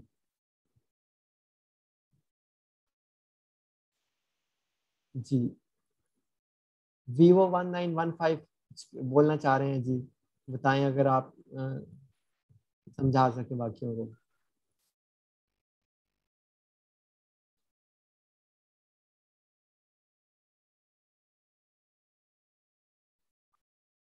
अच्छा जी, in very simple, ऊपर वो बात कर रहा था जो हमने ऊपर बात देखी है। हमने ऊपर बात क्या देखी है? ऊपर हमने बात की इंडिविजुअल की, कि अगर इंडिविजुअल किसी ऐसी ऑर्गेनाइजेशन, ऐसी बॉडी के साथ जुड़ा हो जिस बॉडी में उसका 50% स्टेक हो, तो हम कहेंगे तुम उस बॉडी के साथ एसोसिएट हो, तुम उसके साथ जुड़े हो हुए हो। इनडायरेक्टली आम सादा लफ्जों में कि तुम्हारी ही है वो बॉडी, चाहे ला ने उसे अलहदा क्रिएट किया है तो, लेकिन वो है तुम्हारी, तुम ही उसका हिस्सा हो, तुम ही उसके बेनिफिशियरी हो, उसका मुनाफा तुम्हें ही जाना है। लेकिन वो कहता है कि हमने इंडिविजुअल की तो बात कर ली, लेकिन यहाँ पे आ जाते हैं कंपनी की। वो कहता है share holder in A company, अगर किसी कंपनी का कोई शेयर होल्डर है, मतलब किसी कंपनी का कोई मालिक है, और या कंपनी इटसेल्फ, या कंपनी खुद, मतलब शेयर होल्डर के अलावा, वेयर द शेयर होल्डर या मतलब शेयर होल्डर या कंपनी किसी दूसरी ऐसी ऐसी जो है बॉडी के साथ एसोसिएट हैं, किसी भी ऐसी दूसरी बॉडी के साथ जुड़े हुए हैं, वहां पे उनका जो वोटिंग का पावर है, मतलब जो इसे बाद में देखते हैं, वहां पे जो उनका स्टेक है वो 50% से ज्यादा है, तो इट्स मीन वो उसके एसोसिएट्स हैं, वो उसी का हिस्सा हैं, वो उसी के साथ जुड़े हुए हैं, यानी वो उस बिजनेस के वो बेनिफिशियरी हैं, उन पर टैक्सेशन होगी। यानी कि एक इंडिविजुअल पे जो है वो टैक्सेशन कम होती है, और इंडिविजुअल ये कहता है कि मैं तो मुझे तो देख ले, मैं तो अकेला हूँ, मेरे पे तो टैक्स नहीं है, ये जो कंपनी कमा रही है इस पे टैक्स है। तो टैक्स डिपार्टमेंट कहेगा नहीं, अगर आप इनडायरेक्टली कंपनी में स्टेक होल्ड करते हैं तो आप पे जो है टैक्सेशन उसी तरह होगी, आप पे मतलब ज्यादा टैक्सेशन होगी। आप अकेले एक इंसान नहीं समझे जाएंगे, बल्कि ये समझा जाएगा कि आप उस कंपनी में बड़ा हिस्सा जो है वो होल्ड कर रहे हैं, और कम से कम जो हिस्सा है वो 50%, 50% से ज्यादा होना चाहिए। यानी कि 50% से ज्यादा का मतलब है जिसका भी 50% से ज्यादा हिस्सा होता है वो उसका मालिक समझा जाता है। फॉर एग्जाम्पल, गूगल एक कंपनी है, फेसबुक एक कंपनी है, यूनिलीवर एक कंपनी है, कोका कोला एक कंपनी है, उसके अलावा जो है ओप्पो एक कंपनी है। अगर किसी भी बंदे का, मेरा ओप्पो में 50% से ज्यादा 51% हिस्सा है, तो मैं उसका फुली मालिक समझा जाऊंगा। मैं पूरे कंपनी का जो जो कंपनी के मैटर्स हैं उन्हें मैं कंट्रोल कर सकता हूँ। 51%। हुकूमत हुकूमत जब असेंबली में कोई कानून आता है उसे पास करने के लिए, अगर 51% भी उन्हें वोट मिल जाते हैं तो वो कानून बन जाता है। इस टैक्स लॉ को अमेंड करना हो तो 51% मेजोरिटी चाहिए, वोटिंग चाहिए। इसी तरह कंपनी में कोई भी पॉलिसी करनी हो, कोई भी चीज करना हो, तो उसके लिए 50% से अगर 1% भी ज्यादा स्टेक है तो आप एक तरह से पूरी कंपनी के मैटर्स को, लीगल मैटर को, उसके इनकम के मामला को, पूरी कंपनी को आप कंट्रोल कर सकते हैं। तो वो यही बात कर रहे हैं कि अगर आपके पास 50% या उससे ज्यादा का कंपनी में स्टेक है तो इट्स मीन आप कंपनी के ओनर ही हैं, तो आप पे टैक्सेशन जो है वो होगी, आपको कंपनी से अलहदा नहीं समझा जाएगा। आगे वो बात ये कर रहा है। अच्छा, अब आगे नए मसले शुरू हो जाते हैं।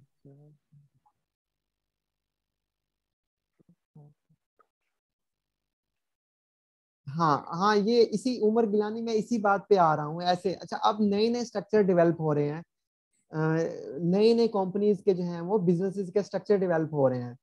अब वो किस तरह से डेवलप हो रहे हैं? अब पहले ये होता था कि जो एक वोट होता था, मतलब एक जो शेयर होता था मिसाल के तौर पे, और उस शेयर के बदले एक वोट होता था।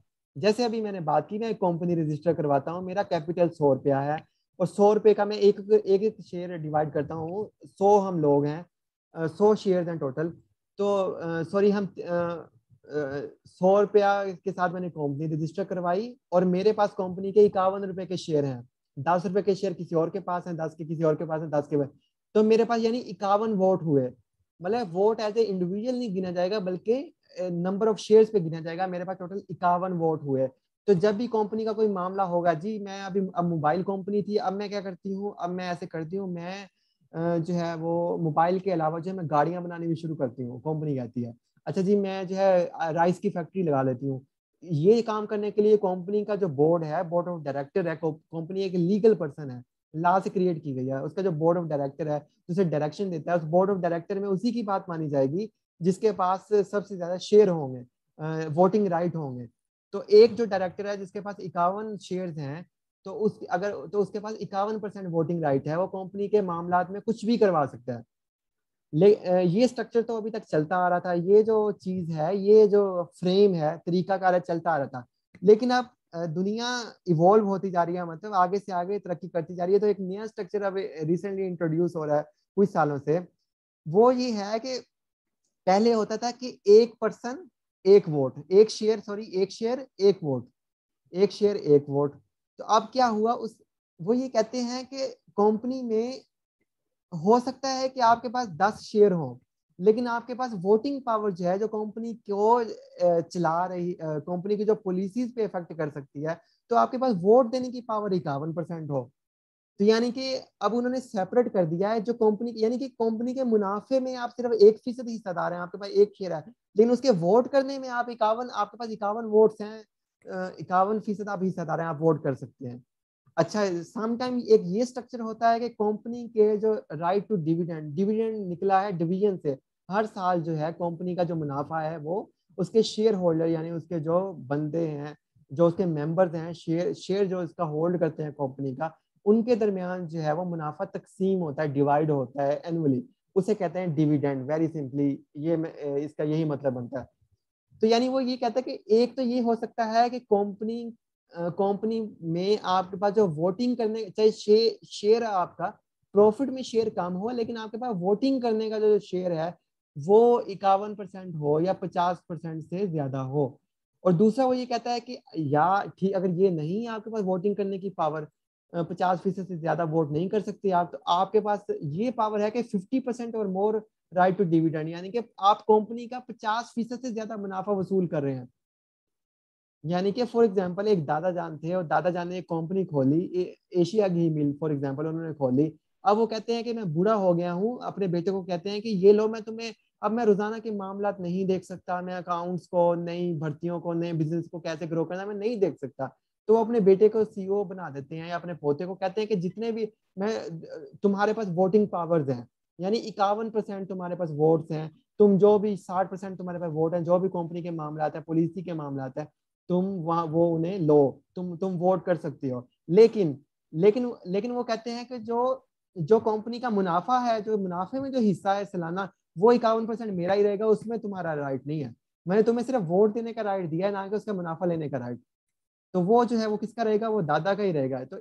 और फिर दादा ये कहे, कल को ये कहे कि जी मेरे पास तो स्टेक ही नहीं है, मेरे पास तो स्टेक जो है 10% भी नहीं है, सारा स्टेक मेरे पोते के पास है। और दूसरी तर्ज पे जो है दादा जान 10% स्टेक तो रखा, मतलब शेयर दादा के पास जो है वो 10% हो वोटिंग, लेकिन वो मुनाफा 51% ले रहे हो, 60% ले रहे हो, तो टैक्सेशन वाले कहेंगे नहीं, हम आपको भागने नहीं देते, आप पैसे तो ले रहे हैं ना, पैसे तो आप कमा रहे हैं 50% से ज्यादा। इसका मतलब इनडायरेक्टली आप लीगल तरीके से इस स्ट्रक्चर को होल्ड कर रहे हैं किसी ना किसी तरह, तो लिहाजा आप पे टैक्सेशन होगी उस हिसाब से। तो आप भी जो है वो एसोसिएट ही कहलाएंगे उसको, उस बिजनेस के साथ, चाहे आप लीगली आप किसी चक्कर चला के आप अलहदा हो जाए। जैसे मिसाल के तौर पे मैंने आपको इसकी एक एग्जांपल दी, जैसे फेसबुक का ओनर है, फेसबुक भी एक कंपनी है, दुनिया की बड़ी कंपनीज में आती है। तो इसके ओनर ने, इसकी बेटी पैदा हुई, शादी हुई, इसकी इसकी बेटी पैदा हुई, तो इसने ये खुशी में आया, मीडिया पे इसकी वीडियो मौजूद है, इसने कहा कि मैं 99% जो अपनी कंपनी है उसके जो शेयर है वो अतिया कर दूंगा, डोनेट कर दूंगा किसी ऑर्गेनाइजेशन को, यानी किसी फाउंडेशन को, किसी ट्रस्ट को 99% मैं शेयर दे दूंगा।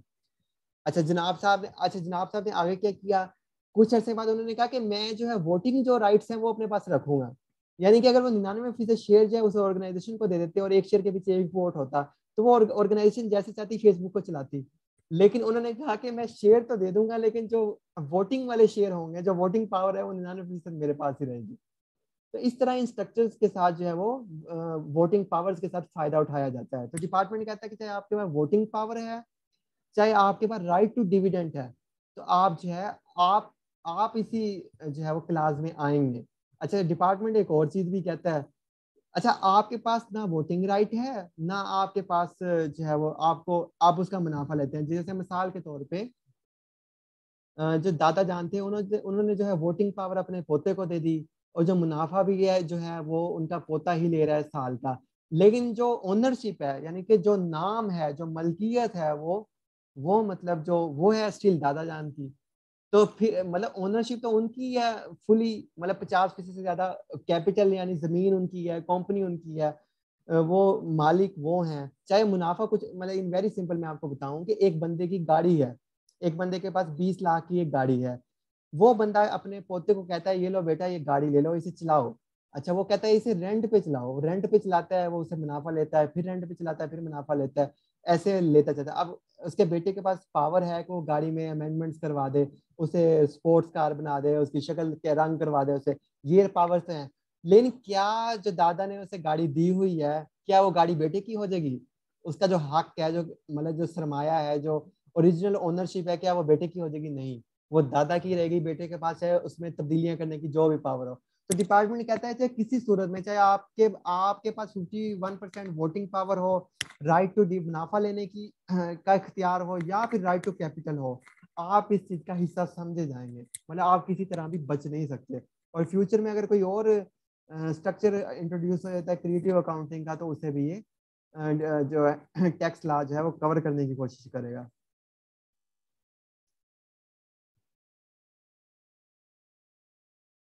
ऐसे स्ट्रक्चर क्यों क्रिएट किए जाते हैं? ऐसे स्ट्रक्चर इसलिए क्रिएट किए जाते हैं इन वेरी सिंपल, जैसे जो स्मॉल कंपनीज हैं उन पे टैक्सेशन है 25%, उन पे जो टैक्स का रेट है 25%। जो बड़ी कंपनीज हैं जैसे कि मोबिलिंक होगी या यूनिलीवर होगी, इन पे तकरीबन जो टैक्स का रेट एवरेज चल रहा है 32%।